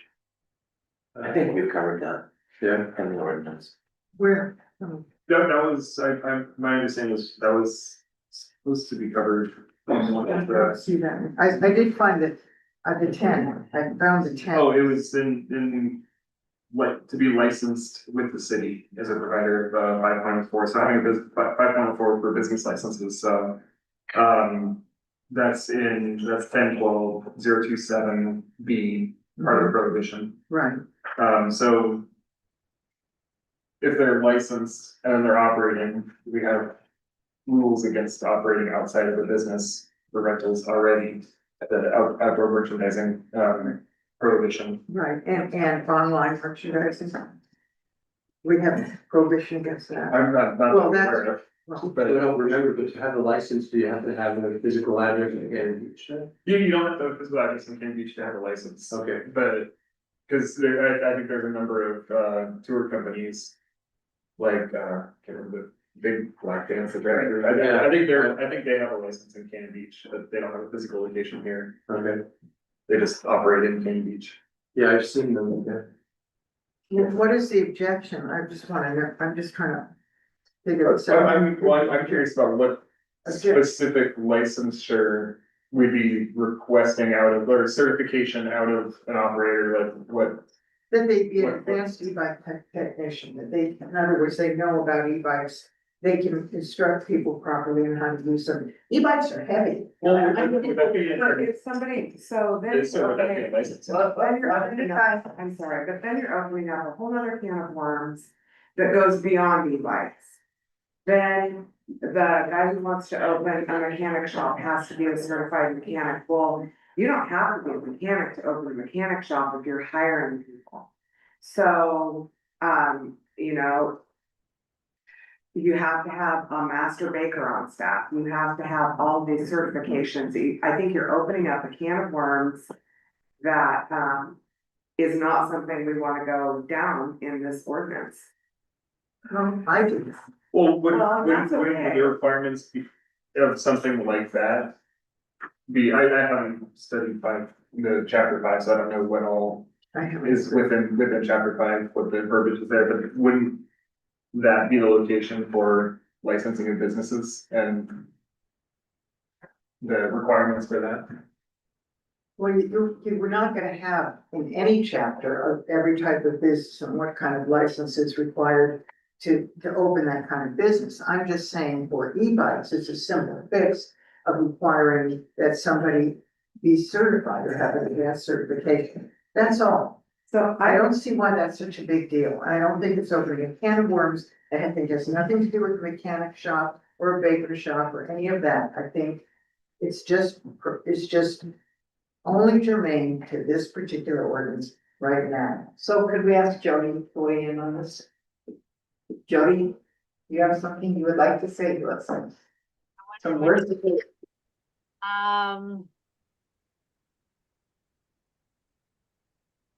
Yes, you can require it.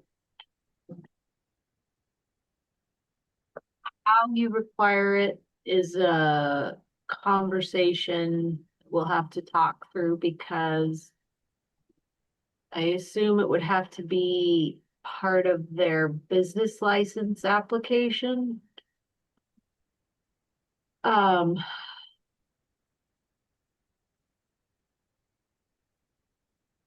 And if that was not approved, you'd have to add some provisions to your business license code allowing for enforcement of that particular piece. Because right now I believe the license requirements are pretty much as if you have a license, you submit an application and pay your fee, then you're fine. So the code would have to get updated in order to enforce the provisions of this e-bike code. Does that make sense?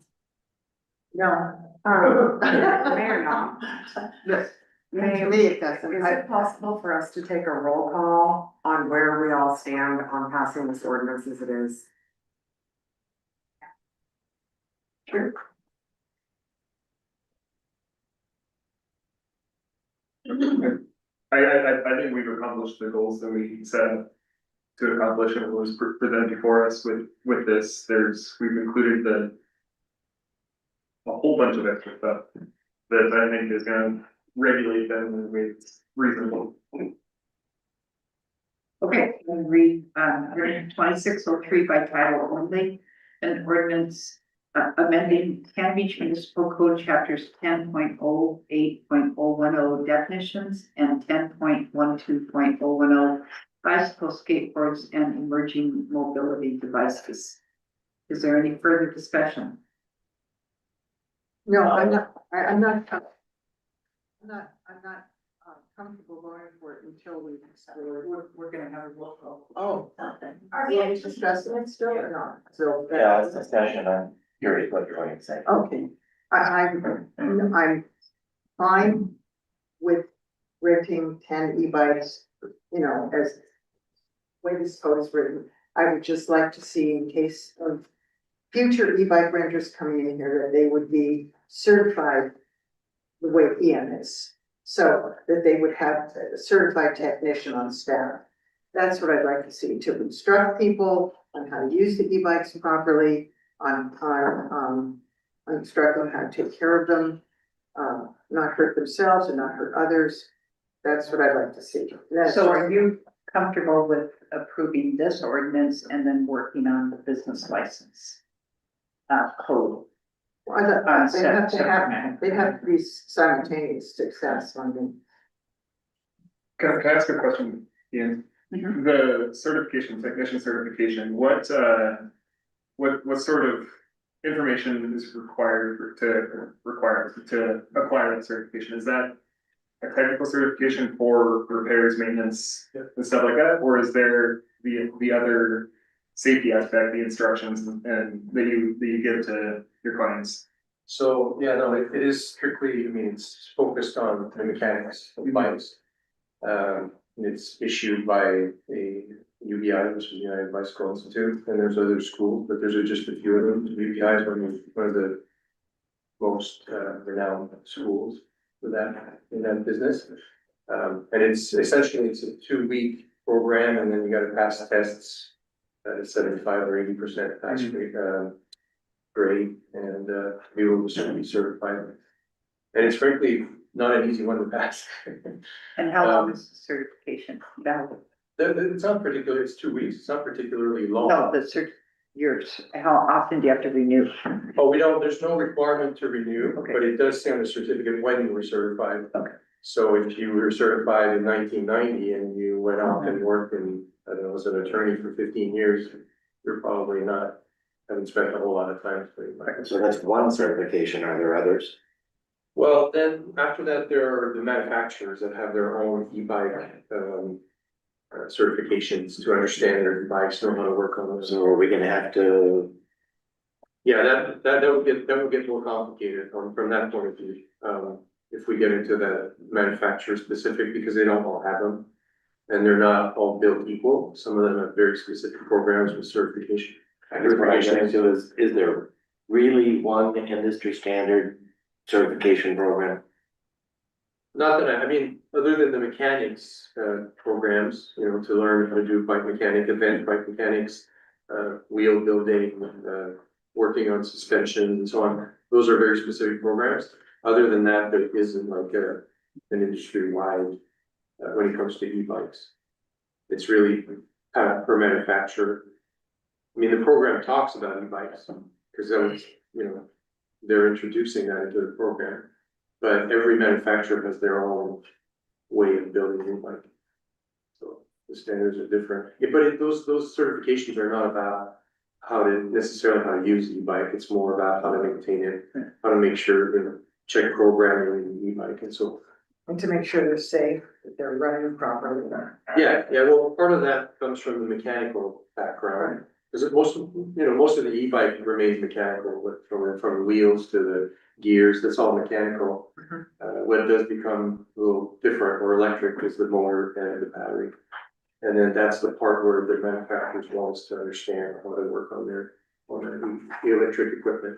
But when it comes to that, don't quote me on this, like I'm not 100% sure, but I can't really imagine a scenario where the electrical components would make somebody get into trouble. I mean, they either fail, unless, I don't know, the sensors stop working. I've never heard of anything like that. They usually just don't work, they don't work. So there's no real safety, there's no real kind of licensing that covers, my understanding, I thought what you said was that it covered safety as well, but it doesn't. It's called business owner insurance, and that's what it's. Insurance. Insurance is for safety, and that's for the business owner to carry. And e-bike insurance is not easy to have. It's very, there are limited numbers of insurers that actually provide it right now. And there's a big difference between a bike shop license and a e-bike rental, not insurance, and e-bike rental insurance. It's two totally different animals. Yeah, I feel like we're worried about somebody really coming to town and I'm not sure that that's. Well, it might not happen and it might happen, you don't know. I was just trying to, I'm looking at. This town is becoming more and more popular as a tourist destination place. It's a place and people love to ride bikes on the beach and there's nothing that we can do, you're allowed to. But there's anything we can do to stop 100 bikes coming in a trailer from Portland. There's nothing we can do about that. And I think we have admired this ordinance more than enough. I think, Deanna. I think. Deanna, don't belittle my concerns. I am concerned about this. I've made it clear, and that's all I'm gonna say. I believe there's a motion on. About the orders, there's one thing about, I understand where you're going with that aspect, but there's the limit on number of bikes is very tricky for a rental facility because there are certain models of bikes and brands where I can have 5 sizes for one model. So that means if I have 10 e-bikes of one model, I have, the extra small, medium, large, extra large, just for one bike. And if a whole group comes and they're all large, then I only got one large bike.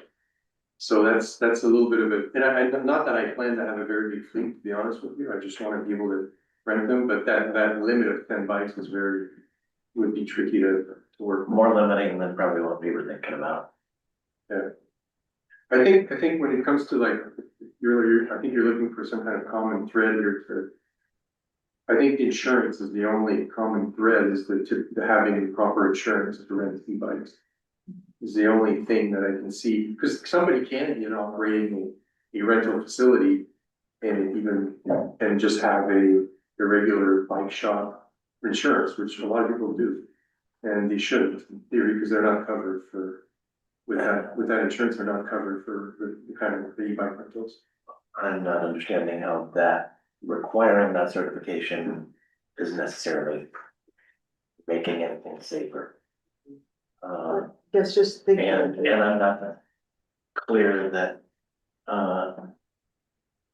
there are different certifications out there and we're just kind of venturing into territory that, I don't know, I also feel like we've made really good steps on this and we can modify it if we have problems. Not sure why we wanna keep beating this up and send it back to the attorney and Well, I don't know, I guess I just feel uncomfortable, I can't, I'd like to see some kind of, safety gap or some kind of safety measure that would, ensure that the owners were all as responsible as Ian, because I do foresee in the future, there's gonna be a lot of bike rentals, but that could very easily happen, and I don't wanna, leave a gap, and I'm not sure how to fill it. I'd love to look into it or find out more information. Well, from what I understand, so it's not so much the e-bikes, it's the volume of bicycles that you're talking about. Because e-bikes, I mean, right now, e-bikes represent about 30 to 35% of the annual sales in e-bikes, in bikes in a year. And that's been growing at about 10 to 15% rate year annual. So in other words, the pedal bike is kind of slowly being pushed away by the e-bike. I don't know if we're gonna go to that point where the pedal bike's not gonna exist anymore. I would not, because I love pedal bikes. But there is that possibility where eventually we're just gonna have access or mostly access to e-bikes. But I don't see, for me, as a business that rents bicycle, I'm not so much concerned about renting e-bikes more than I'm concerned about renting bicycles. To me, it's just having, the proper knowledge to operate the bikes, to maintain the bikes. And as far as the e-bikes goes, it's more, for me, it's more from a technical standpoint, it's more about maintenance of e-bikes that actually go on the beach. That's a new feature for me. Yeah. Maintaining bikes that go on the beach is already has a learning curve, put it this way. So e-bikes are another. I understand, I mean, you don't need to manage that, so there's no reason. I can keep my reservations, and like I said before, I wish that I hope that in the future, all bike renters are like you.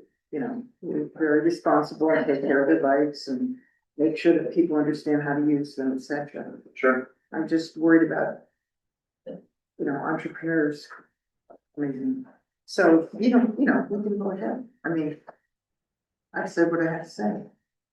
I don't have to vote yes, doesn't matter. Okay, any other discussions? Roll call vote, please. Okay, I missed the motion. I didn't hear one either. I asked for a roll call. You asked for a roll call, but it's. Oh, no, it's me. All right, I would like to approve the first reading of ordinance number 2603. Second. Any further discussion? Okay, ordinance 2603, an ordinance amending Canton Beach Municipal Code chapters 10.08.010 definitions and 10.12.010 bicycle, skateboards, and emerging mobility devices. If there's no further discussion, roll call, please. Counselor Ostrander, Yes. Counselor Hammond, Yes. Counselor Hayes, Yes. Council President Kerr, No? Mayor Knopf. Yes. So it just moves on, now it moves on, right? So you can't do the second reading because you can only do the second reading if it's unanimous. So the ordinance will come back to another meeting to be voted on. So I can add it to next week's meeting and council can vote on it at that. Okay. Thank you very much. Thank you. I still got more for you. For the night.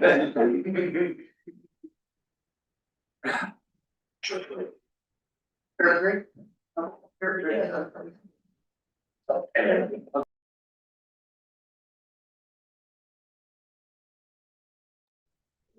Okay, next on the agenda, we have resolution 2607. All right, Mayor Knopf and members of the council, the resolution before you is authorizing the execution and delivery of the agreement with the Hall Family Trust for the purchase of the property known as Haystack Hill. Our attorney Jody is on the line. Beth Holland is in the audience, and I also believe the seller's attorneys are on. If you have any questions, and I am here, if you have any questions with regards to the agreement. I move to approve resolution 2607 for the purpose of approving the purchase sale agreement with the Holland Family Trust for the purchase of the property known as Haystack Hill. Second. further discussion? Yeah, I'd like to bring up two things. One is I'm not understanding why the end of June is set as the date for this to be accomplished, because that's what, a month, 2 months out? And that seems like a short time to raise that much money. That was the closing date that the sellers asked for. Is there, Now, the one part in the agreement is that it can be mutually extended, and, actually, there is a presentation that follows right after this with regards to some, potential grant, which would actually come after the closing date. So there would have to be an extension of that time period to meet that grant. So I believe, that would have to be extended, but. okay, and the other question I had is we got an email tonight from Clay Newton, who's, very experienced in real estate transactions.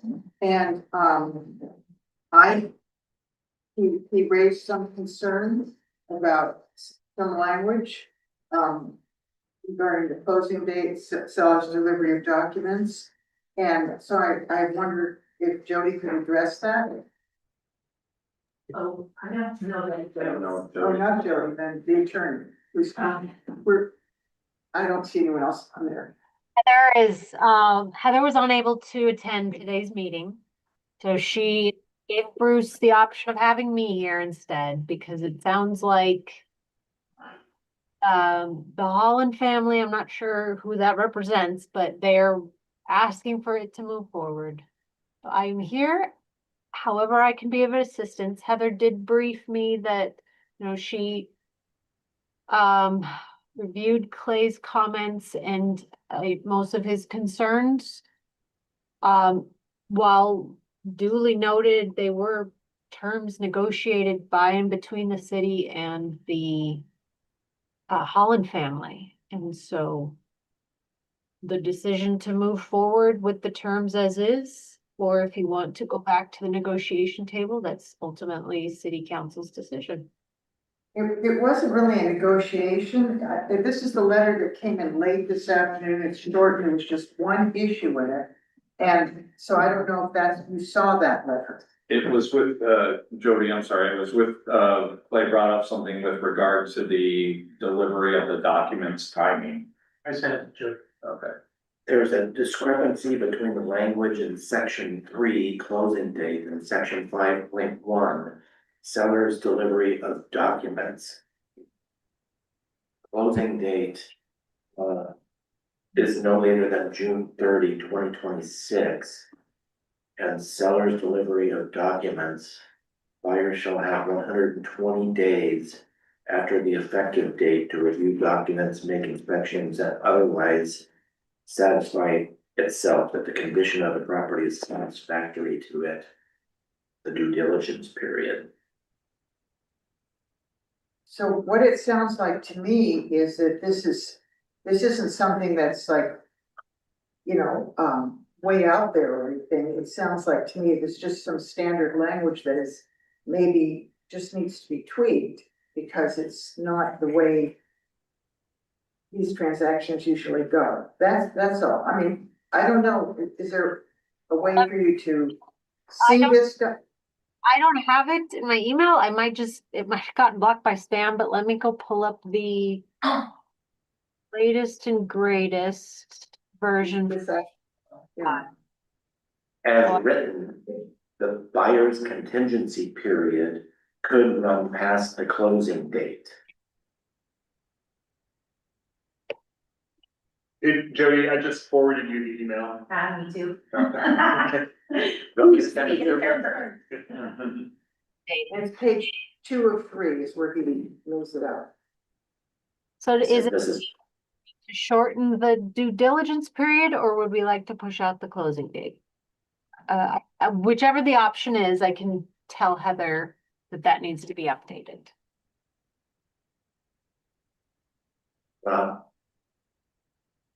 I don't know which is better, and I don't know which is more beneficial. No, speak. Well, if you need to come up. My attorney, should I call her? Yeah, but please come out to our neighbor, yeah, so that Areas online. there is online. Where's online?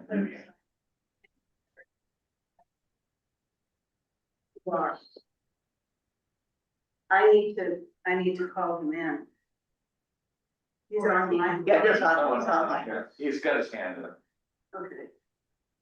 Good evening, Larry. Can you hear me? Yes, we can. Okay, so a couple of things. First of all, Clay's, thank you for all for giving me a chance to speak.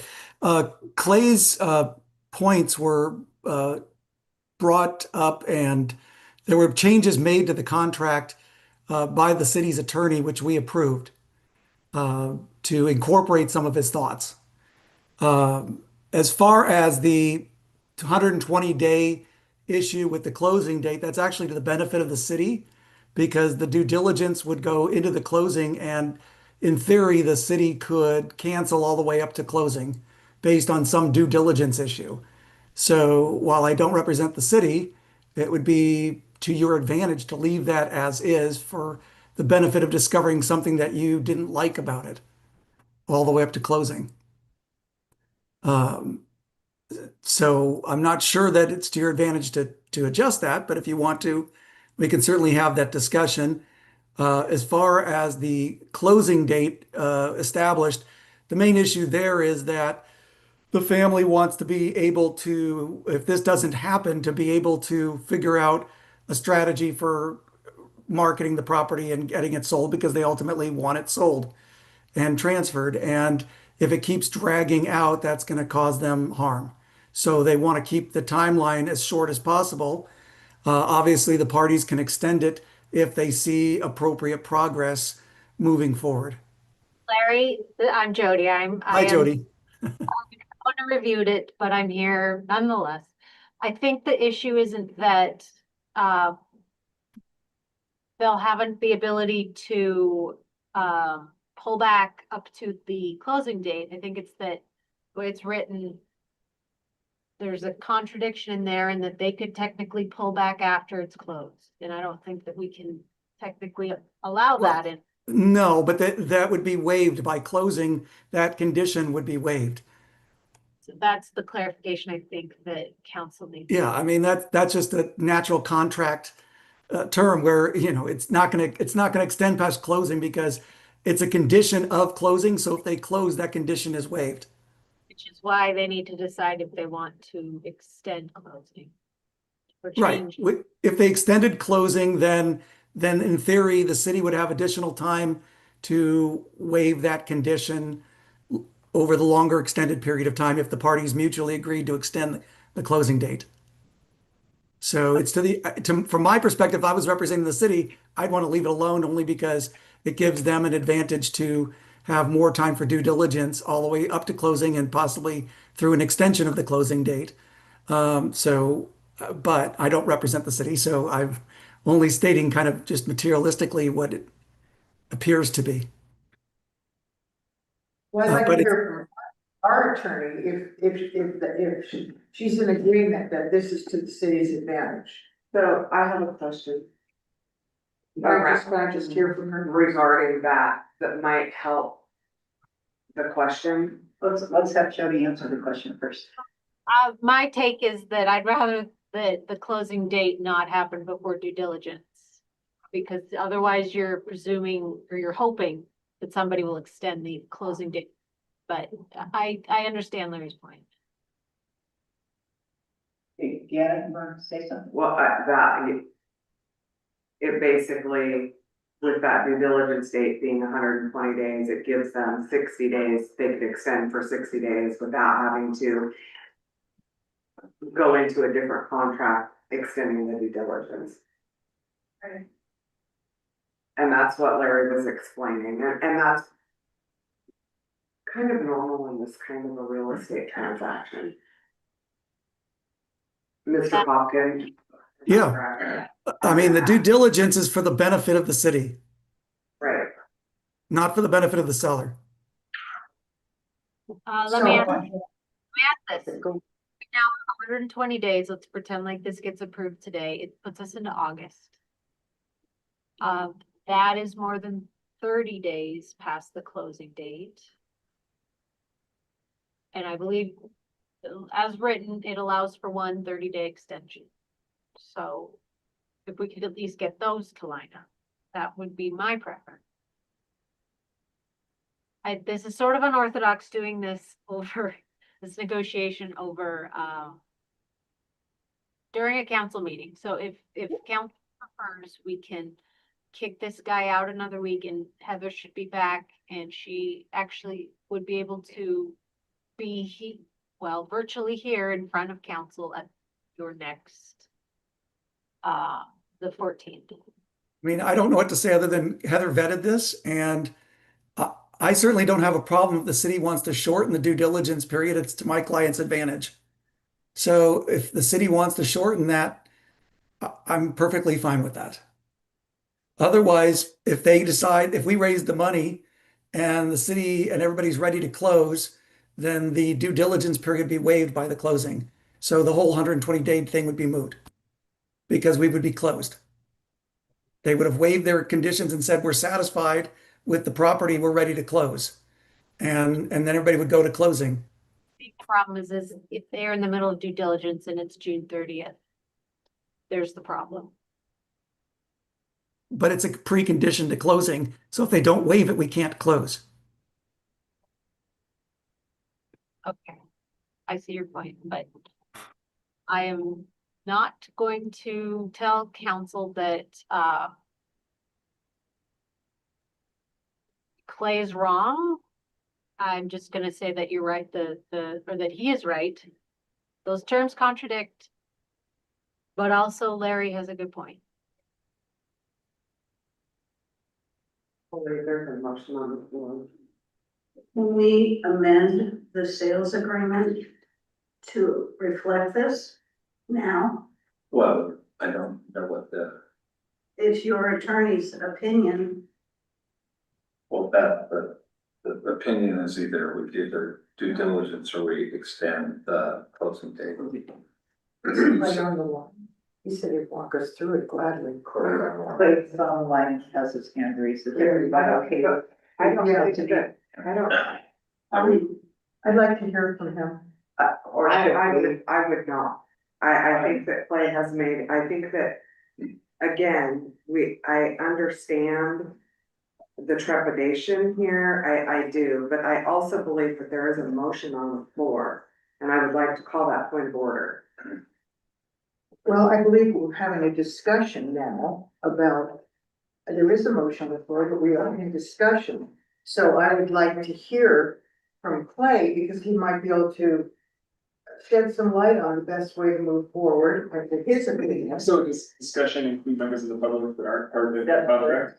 That's why I asked it. That's why she asked for permission, and let us see. Yeah, I don't. Because I don't want to see, I do not want to see this fall apart. I want desperately for this to go forward. And I want to do it in a way that is right for the city and that our attorney feels comfortable with, not just forge ahead. And I'm not willing to, just do it without knowing. That's not a good way to operate. We can always vote the motion down and then go back to discussion. And bring Clay in. Or we can. Clay's not here. I don't think we should bring, Just like Larry. I don't think we should bring people. You might have a suggestion where we could make this change and approve it and get it done. Right. And that's what I wanna do. Me too. Or would it be better to just move it? I don't. Well, if we could do it right now, it would be the best, because that gives them an extra week to raise the money. So I'd like to just listen to them. I don't care if it's 10 o'clock or 11 o'clock. I want to just, in 5 minutes, to do this right.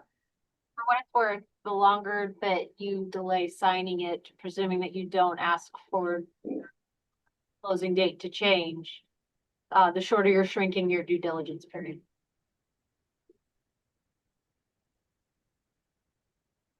Right, so that's, if we could fix it tonight with just a slight change of language that you think makes sense to you, Jody, then I would like to do that.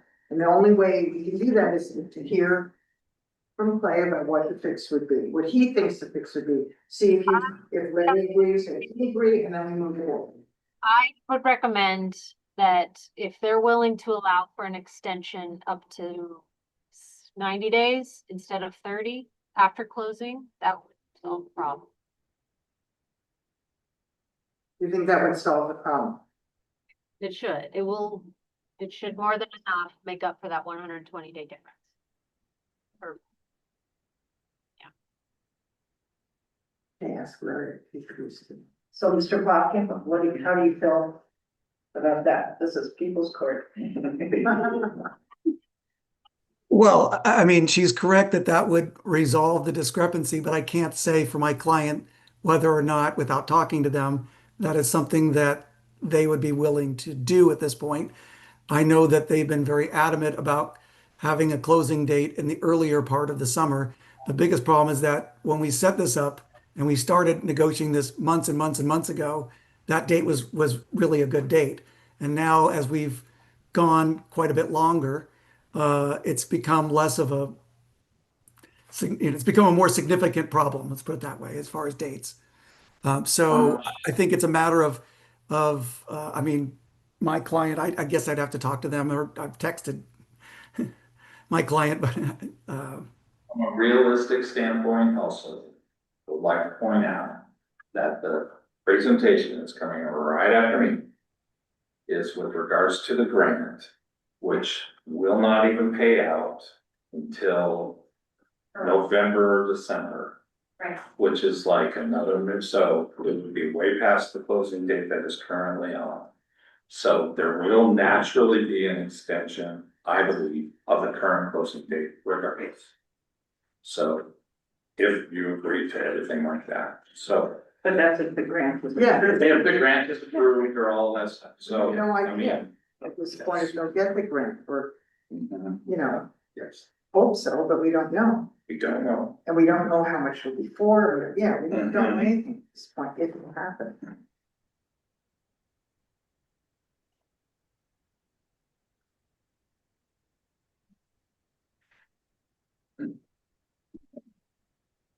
So if we. So Jody said, is if we extended the closing date by a certain number of days. Is that, say it again, 90 days. 90 days. Extended the extension to 90 Extended the days instead extension of to 30. 90 days. And that would solve the Or problem. shorten the due diligence period. Mm-hmm. motion, you could grant Bruce delegated authority to finalize the purchase sale agreement on your behalf, subject to both the Holland property individuals and Heather's agreement that 90 days is fine. And then you don't have to wait for another board meeting. Okay, so we could approve it subject to the, in other words, we'd be trusting Heather and the Hollands to finalize that period. So it's a condition of approval.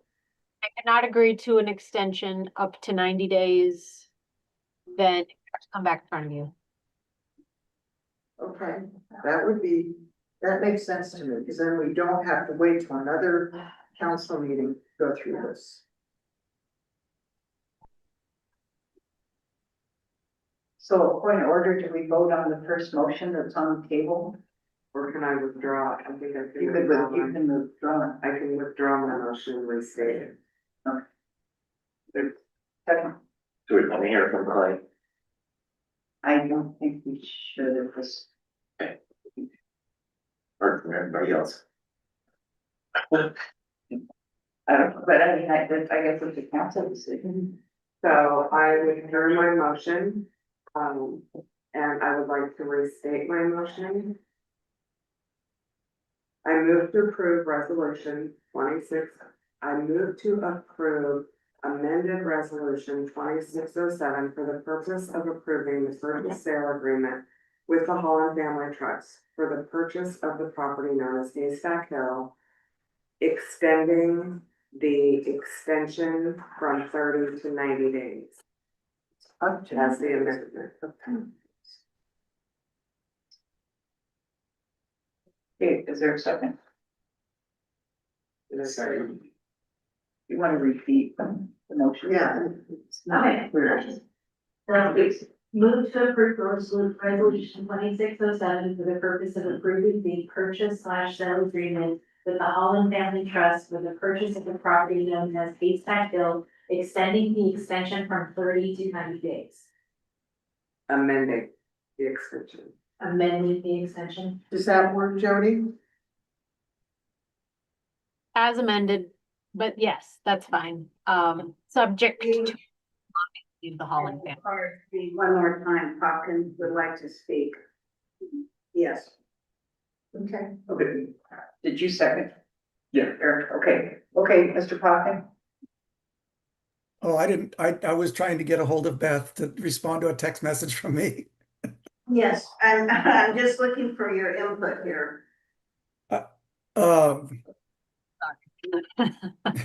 That's kind of an odd place to put it publicly, so, I'm sorry. I think you got to respond to my text. I think we got to communicate to my text. But essentially, I'll just say this: that if you and the family are willing to change the extension period from a one-time period of 30 days to a one-time period of 90 days, I think we could amend the contract at this meeting and probably have a motion to have it approved in full and not continue with having to negotiate and do it and then figure the rest out later. Okay, thank you. So it's up to you to decide if you want to make that change tonight or not make the change. Yes. I'm. Okay, so I'm good, as long as Larry's okay with it. I'm fine with that change. Any further discussion?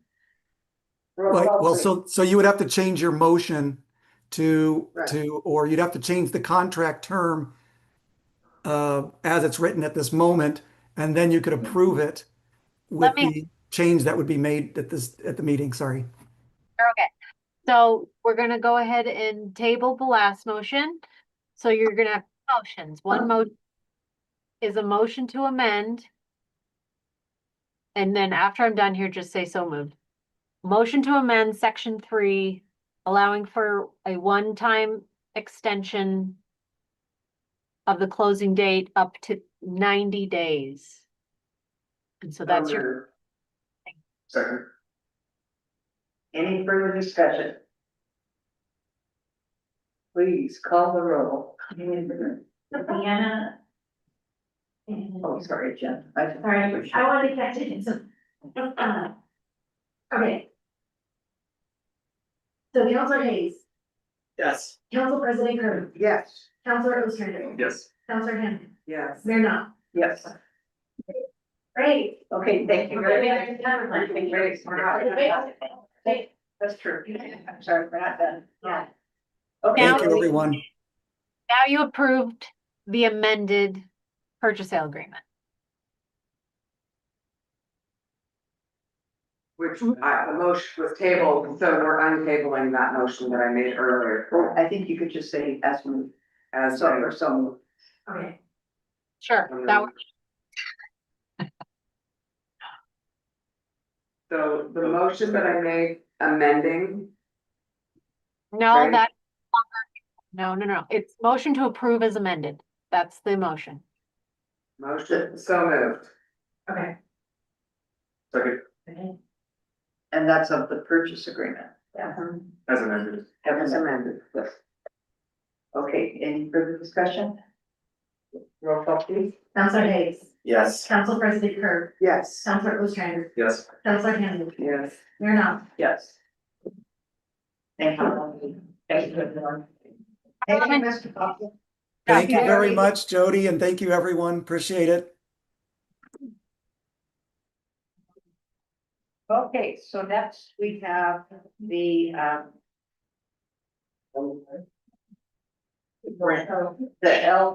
LCPP grant. It's an LGG. LGBT, LG, what did I say? The local government, non-understanding, and they take responsibility. Government. Here's by the way. Right. I'm so tired, don't you, geez. Geez.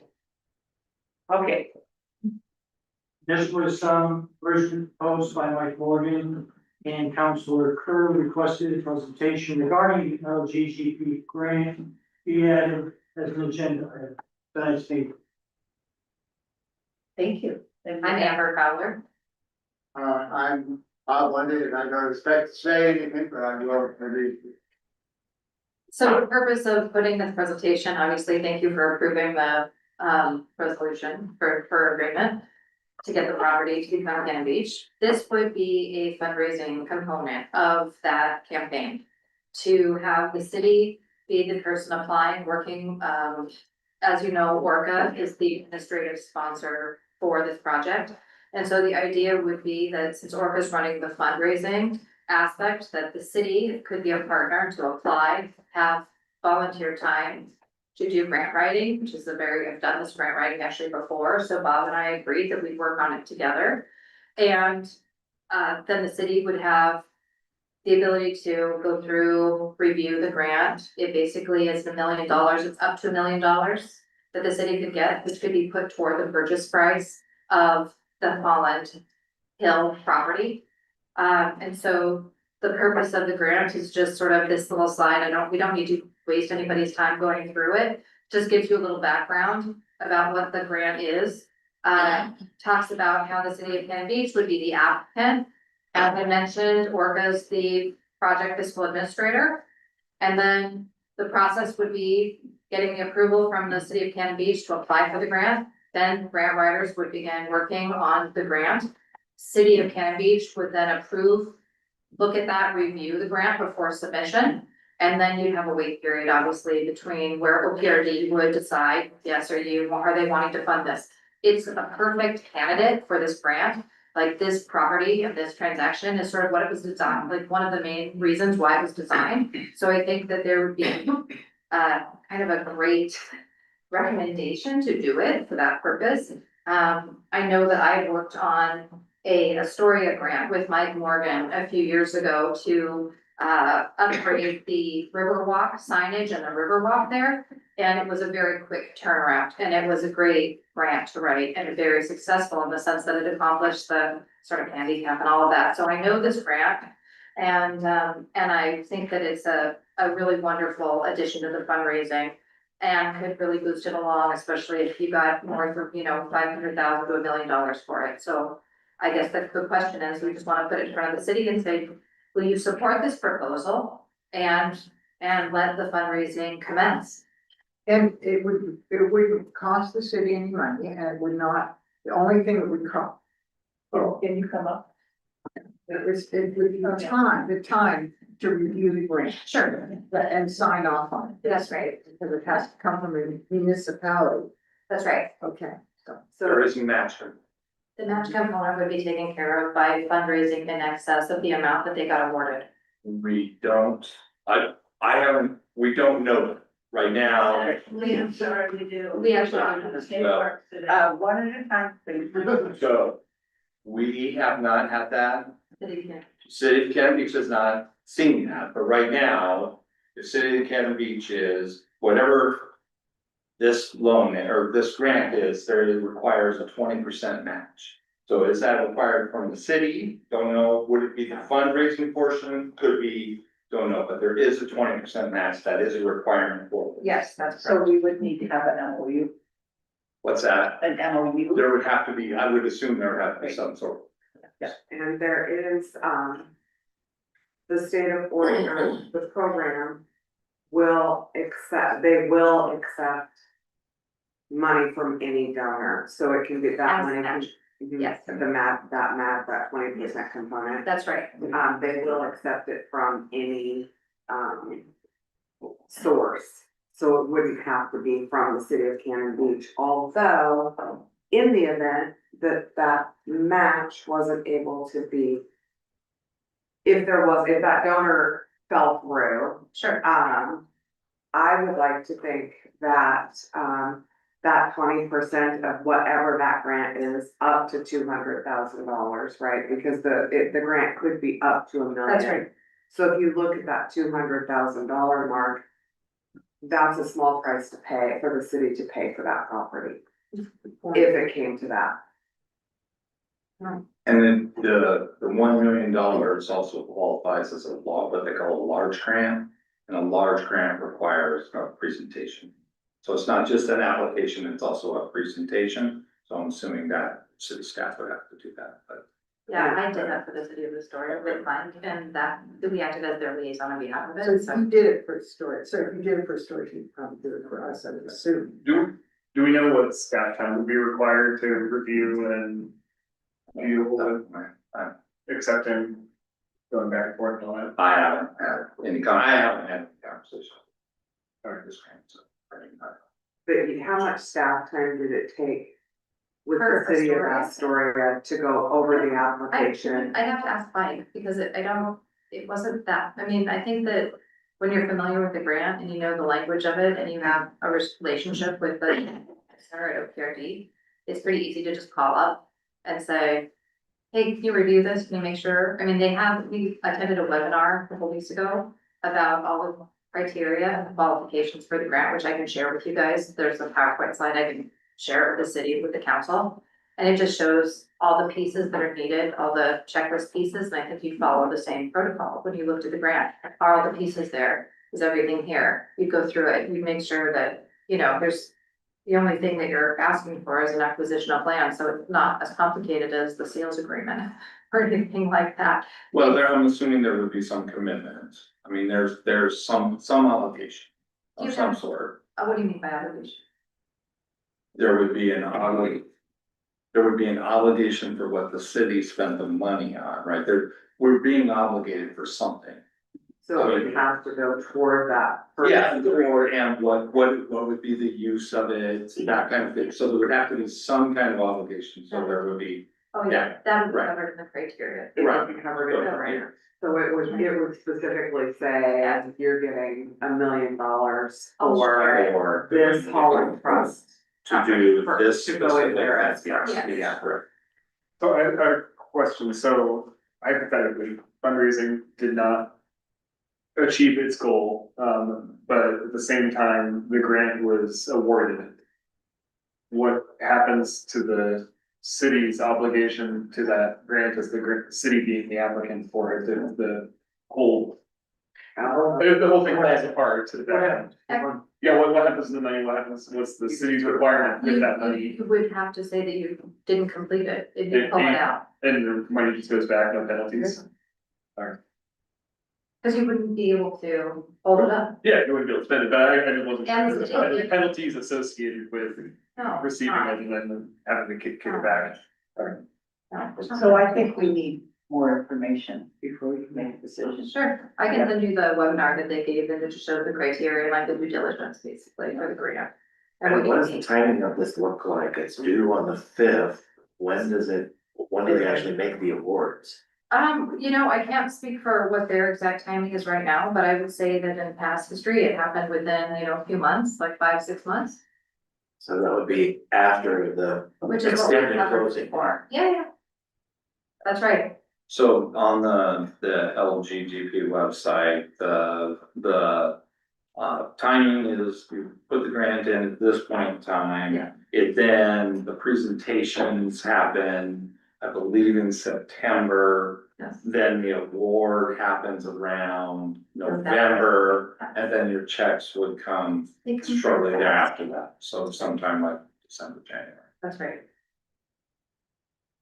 So it's the 5-6 month time frame, just. Yep.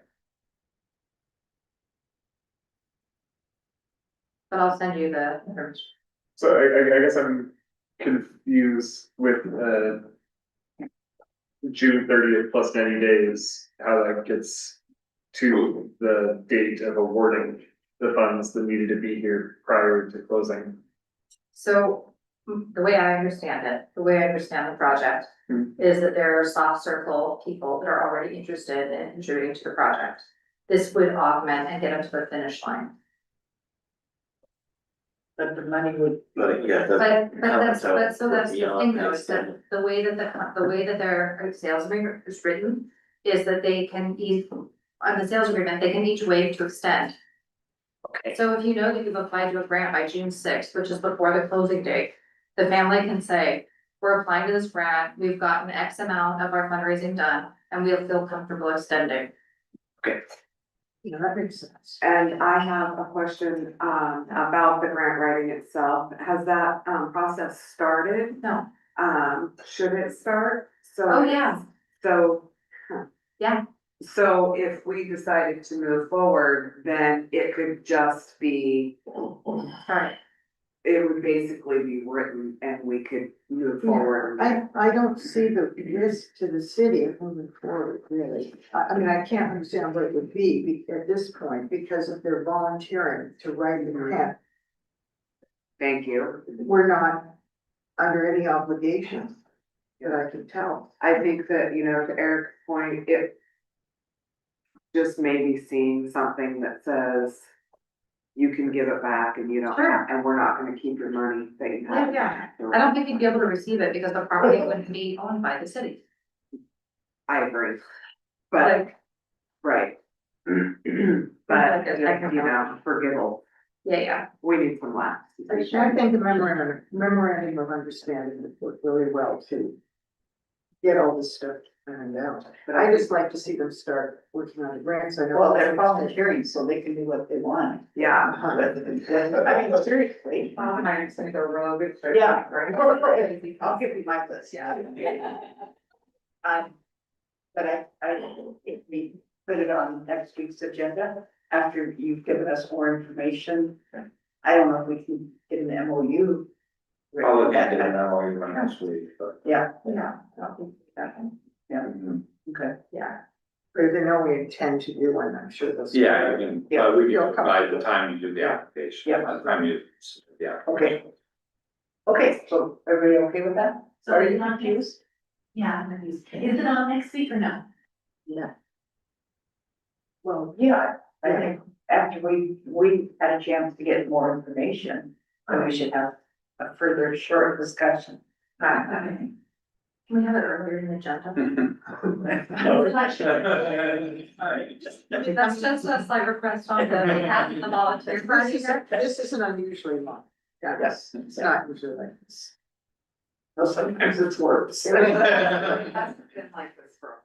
I left to talk before you guys were on. Yeah. We did. Okay, so we're ready, everybody understand what we're doing? Yeah. Get you more information. Jen? Yes. You okay? Yeah, I have. Okay. Okay, moving right along, great. Steve, right? I know. All right. Now you're off, Paul. I'm off. And you cannot tell any.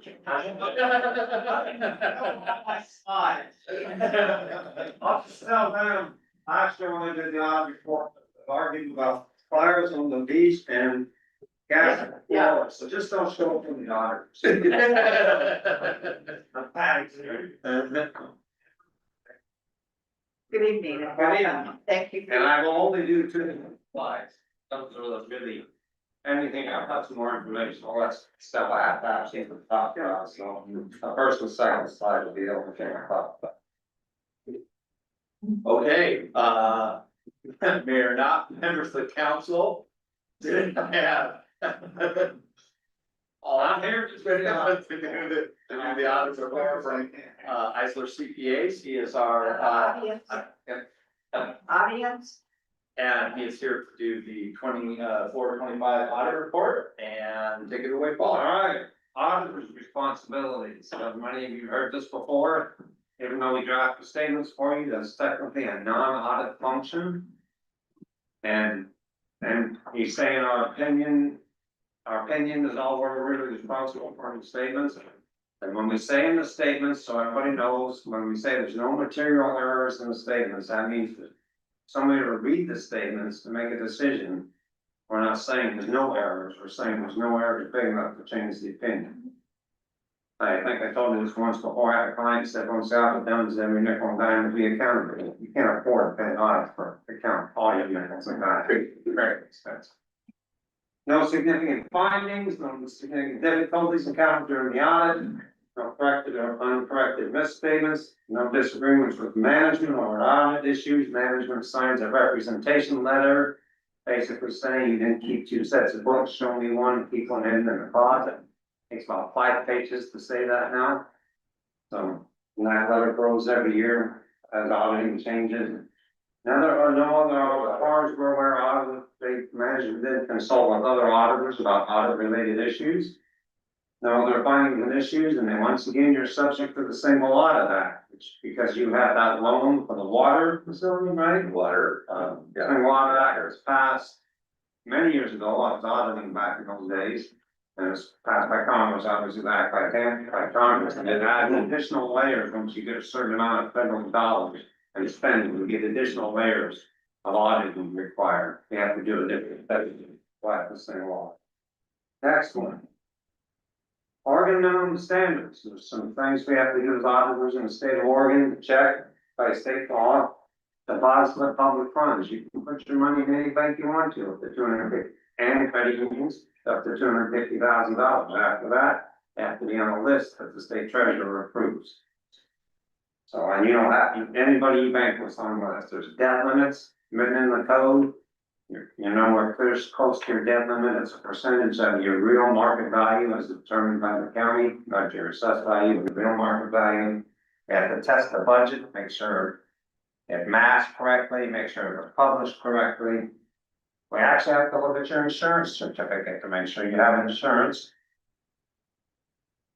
The only thing that you have really is seriously funded from outside source is the single audit, which is tested by the Single Audit Act. We have to make sure you're using your highway user money, the gas tax. That's what it is, that the state passes through, there's only certain things you can spend it on. Mostly roads, at your levels, basically, you can only spend it on your roads. The laws requiring what you can and cannot invest your money in. There's no issues with that. And we also have to take a sample of the bids you put out during the year and make sure you basically follow the rules you set forth in the bid and accepting the bid. Any questions? Again, I'm not talking about anything else. Got a couple on those slides, but we can wait for. Why did it take so long? Why did it take so long? We had a couple of problems, me particularly. You really wanted this story? That's a little bit of a story, but I woke up Christmas Day after a hearing thing. I had pneumonia and swimmers here. I couldn't work basically the whole month of January, so. That really hurt my productivity. But you're feeling better now. I'm doing better now. Yeah, absolutely. Is that gonna happen again next year? No, no, I'm not planning to get pneumonia again. I have swimmers there at the same time. You did hear all of our meetings back. You were able to hear it. Yeah. Yeah, on Christmas Day, I had to tell my wife to shout at me, so I couldn't give in. Oh, wow. That's a great day to learn urgent care. Nobody's there. One thing I typically, I'm a CPA and the financial statements are incredibly hard to read.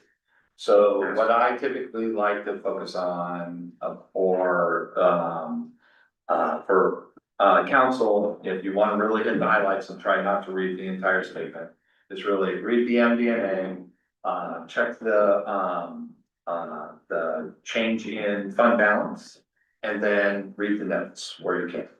Skip the pension note though, because that one, even I can't get through. So, and then when you read those, that will actually give you a really good idea of where we are financially and how we've done for the year. And you'll look and see that, again, we didn't have any major findings. We had no findings this year. Overall, we were in a really good financial position. We had no budget violations. And so, we're in a good financial position. You have a wonderful, wonderful financial staff, me excluded, but the rest of your team are absolute superstars. So Ron, Duncan, Lisa, Natasha, they're absolutely fantastic and they're worth every cent. I would say you're fortunate to have somebody with a license as a CPA like you are. So anyways, you guys have a great staff, so. And we'd like to That's what I would say. thank you. I don't know, you can't sleep at night, read that pension. Pension note is really, really hard. Really? Really hard. So does anybody have any questions? I do. Okay. Okay, so I just noticed on page 45, it says these financial statements leave out all pending lawsuits or say that they're immaterial to the budget. We can let, well, what we say is. Well, our generic lawsuit footnote is you have insurance. And any pending lawsuits, potentially, we do send an attorney, a letter to your attorney, and they respond to us and we look at it. And there's a dollar limit we set on it, but there's always gonna be that's a generic footnote that all auditors put in. We're not aware of any lawsuits right now. And then, as far as we know, we're not material. So, That just goes, I think strict can disclosure now. it doesn't mean. No, I remember.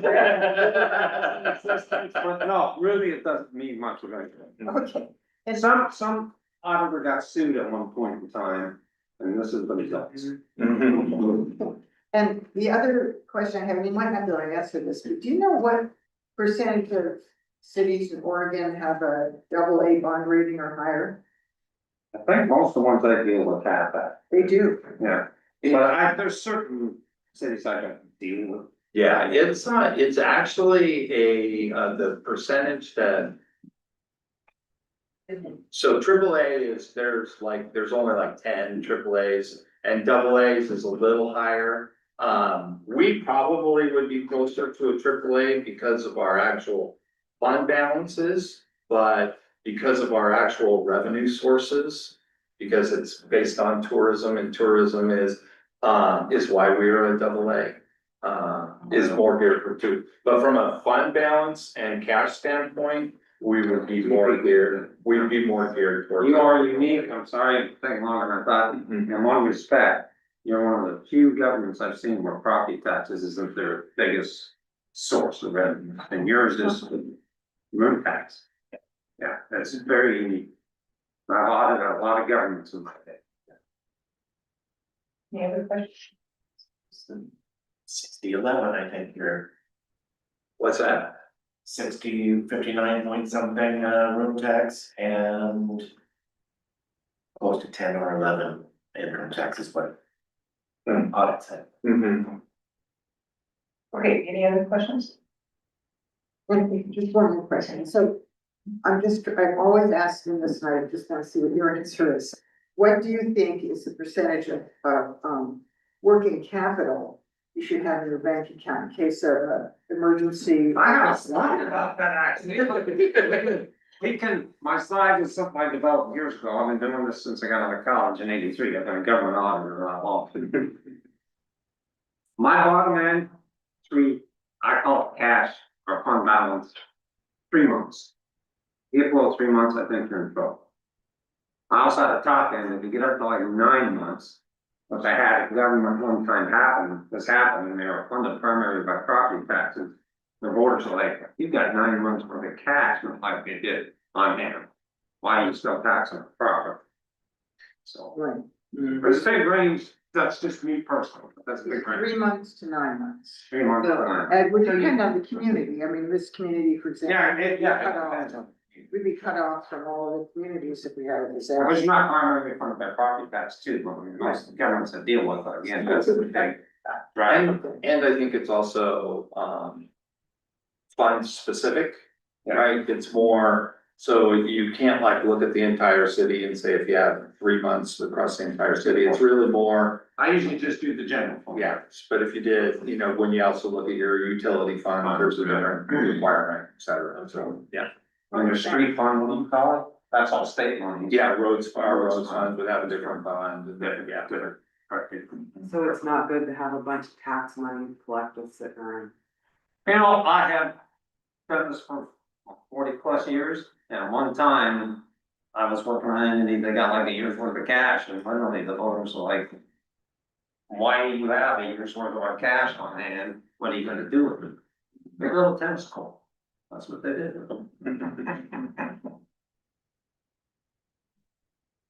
Okay, any other questions? Move to approve the City of Cannon Beach financial statements and supplemental information for the year ended June 30, 2025, with independent auditors report. Second. Any further discussion? Okay, roll call please, Tim. Council President Kerr. Yes. Counselor Ostrander. Yes. Counselor Hamel. Yes. Counselor Hayes. Yes. Mayor Knopf. Yes. All Okay, right. thank you so much for sticking with us. Yeah. See you. If you're on time, get your audit report in this year, you'll be top of the agenda. That's exactly what I told him, Mayor. I don't want pneumonia again. It's terrible. Okay, thank you. Okay, next on the agenda, we have, 3 people, for 2 vacancies on the budget committee. And, do we have anybody still with us? And for being here with the essentially. Yeah, which is- That we should have get that right. Or, She probably won't make it. yeah, is there anybody on Zoom? None of the candidates? Who is on? I need a, and try to Gary, fire on. Okay. Okay, so we have 3 applicants. Is there anybody wishing to make a motion? I move to appoint Eric. Wait, hold on just a second. We usually vote by roll call. Oh, roll call. So when you do a roll call, and you need to say who you'd like. Oh, and then we, And then okay, I'm sorry. Are we gonna have any discussion? So we, right, as soon as I motion is made. Then you're gonna, we want for this, before this. Okay, we should have the discussion first. Would anybody like to discuss the candidates? Well, I would like, I think that, Mrs. Avalon, or, I call her Dottie, but. Yeah, Dottie Avalon has, is a retired CPA. And she has done a lot in the community, she's been very involved with the library. And with the library, so she has some kind of, civic commitment. And I would also say that Amber Fowler also has displayed a lot of civic commitment. She's sentenced to sit, I think it was on Public Works Committee, and has been very, active in the community. Mr. Shoemaker, on the other hand, is, I haven't seen him involved in any of the, any kind of civic, life up until now. I don't know, his background is in real estate, not finance. I just think that we're super lucky to have both, Dottie and Amber as candidates. Yeah, so my comments on it, so I agree, Amber looks like she. Good issue on the works made, that thing, I don't know Dr. I don't know Eric, I've never met either one of them, I was going entirely based on the application and. Eric's application was pretty well rounded in terms of providing information with intentions and stuff like that. Donald's kind of just said, I have a scope. And then it just ended there. So I don't know. I think your skill is finance, right? It's entirely possible, but I'm just, based on the applications, there was a lot missing from that, and without them here to say anything.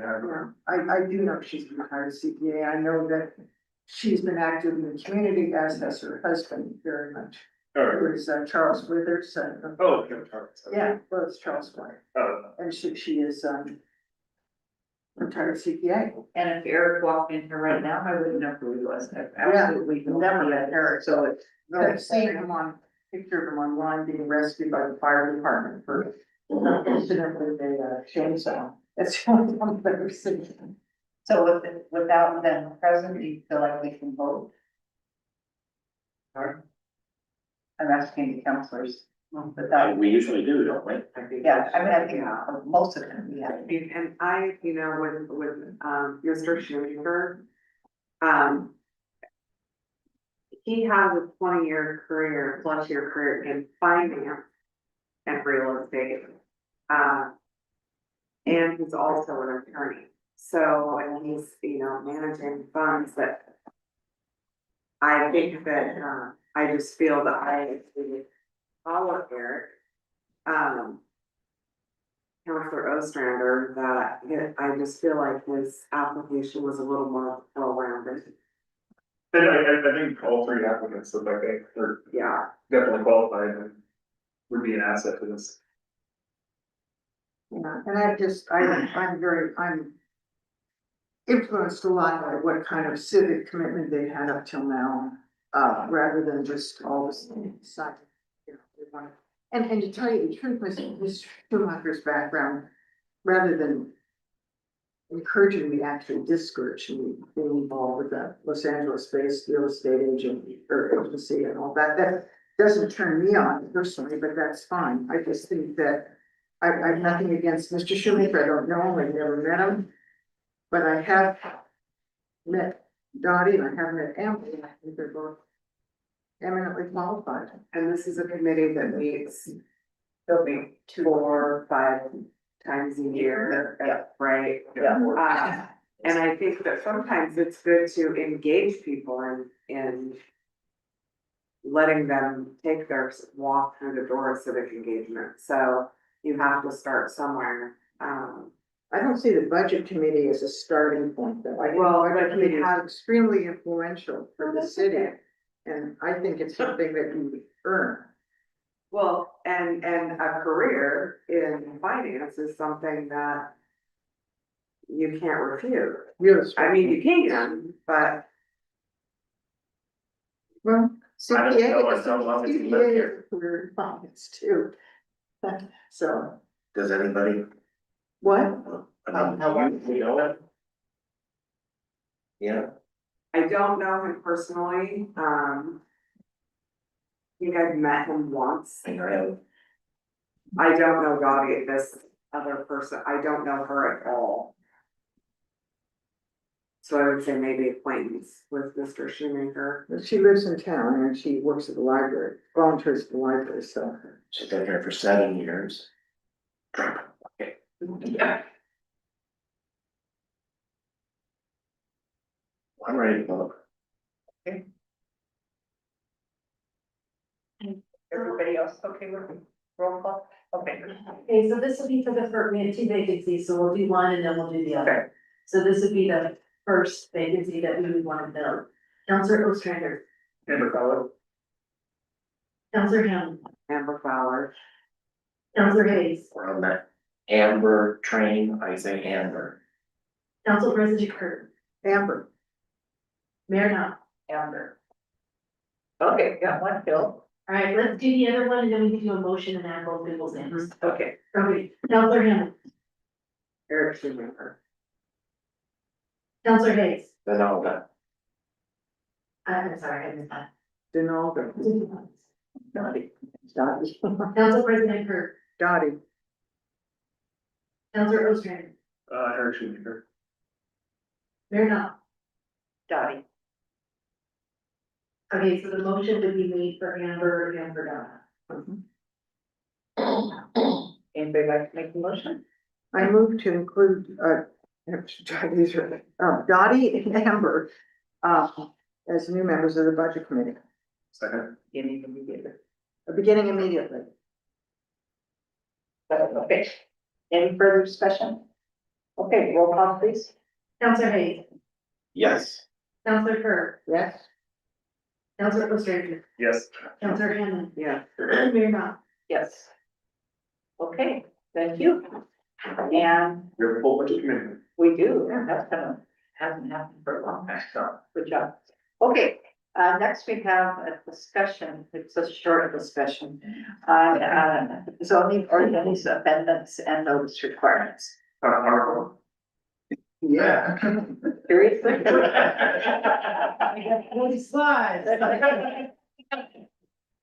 No football now. Yeah. Just kind of. Even I can take that, Eric. Hey, so this, I was asked by you guys, on March fifth to, or ask, Missy regarding, the ability to amend the zoning ordinance changes, especially the housing ones that have come through, as they've already made their way through the planning commission. She responded with the, email, and hopefully y'all had a chance to read that, so I won't, go into that. But really what it boils down to is, yes, you have the ability to do that, but if you think it's going to be some significant one, it's always good to go out with further notice. So I think that she just reiterated.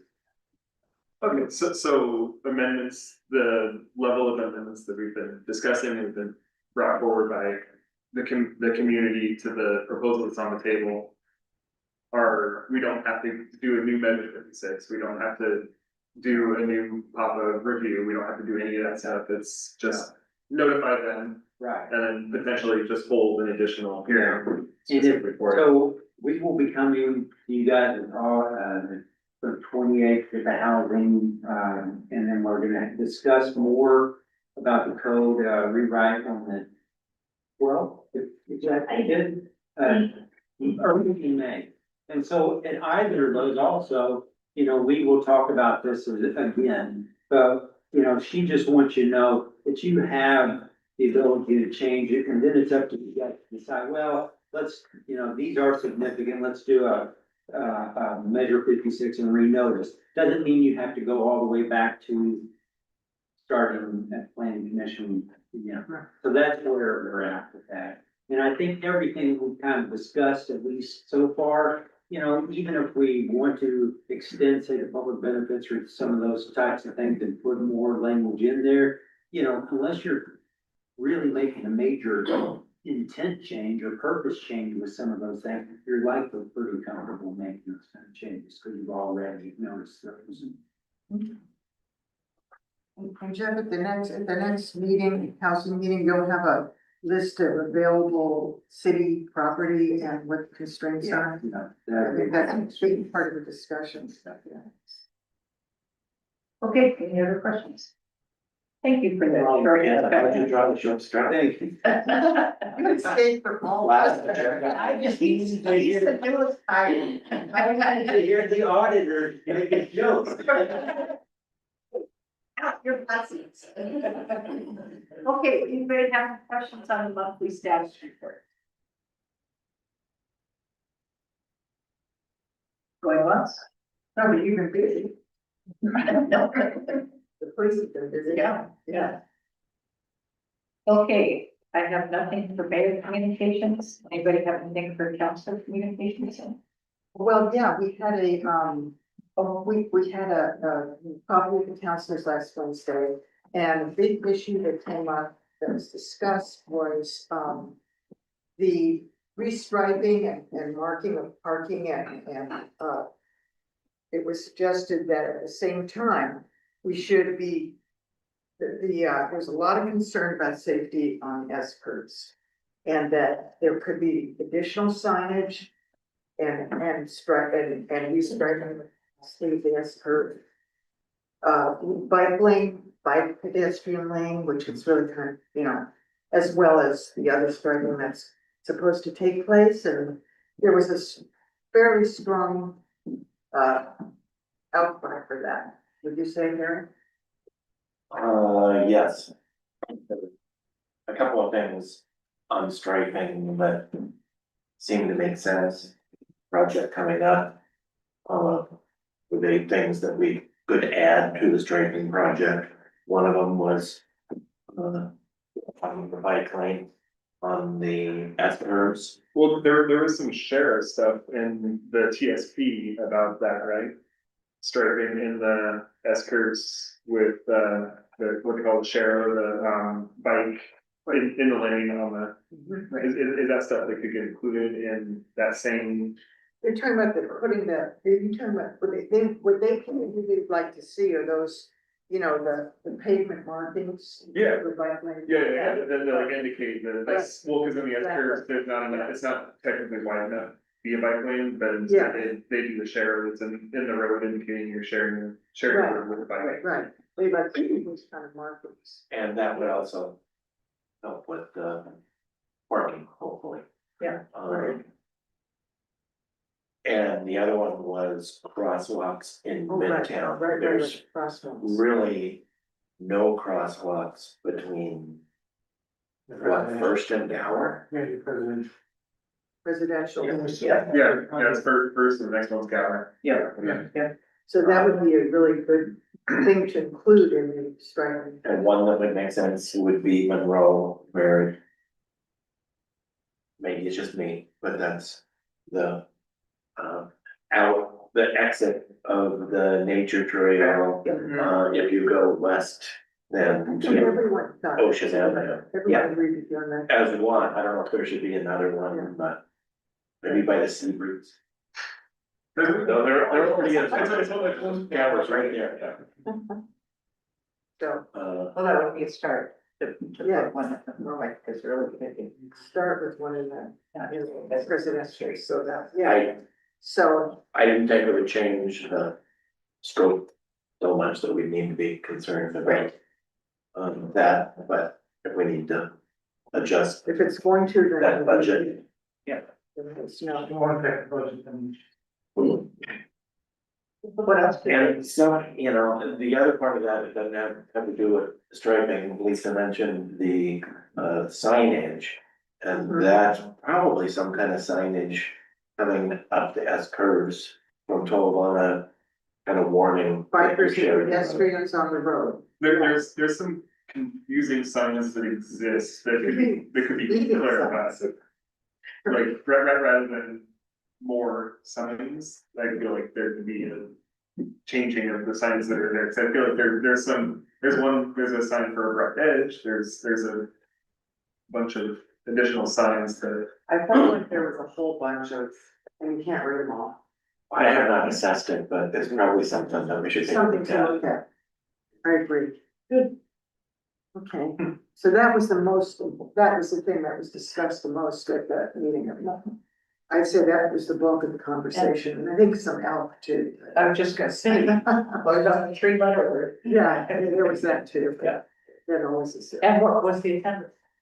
It was a little better. Okay. Best ever. Good. Well, the best ever for the last, since the new rule was Yes. passed, which I'm hoping is going to be rescinded and we'll be able to be on Zoom again. Yeah. I mean, record again. Yeah. Okay.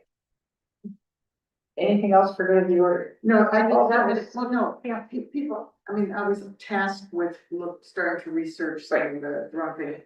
There's nothing to discuss. I just included 2 jurisdictions, one, you know, some cities in California and New York City, which makes sense if you think about it, where would you fly from there, but anyway, I guess you could, but so I don't, it doesn't seem to me that there's as much zone, drone regulation as I would have anticipated, but I'm gonna look further.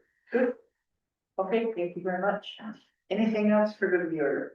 I wrote, so I had a concern that was raised to me, I noticed that, on the city's Facebook pages, it seems like we're using, whoever's posting, in some instances, using people's photos without their permission.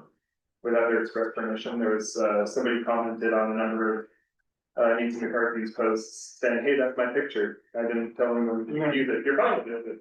It was in the bulletin, and then, it looked like, HRAC was using, generative AI images, and I feel very ethically opposed to generative AI. I thought one of those images, the comments were made about was actually in the elk presentation and it's credited to somebody else.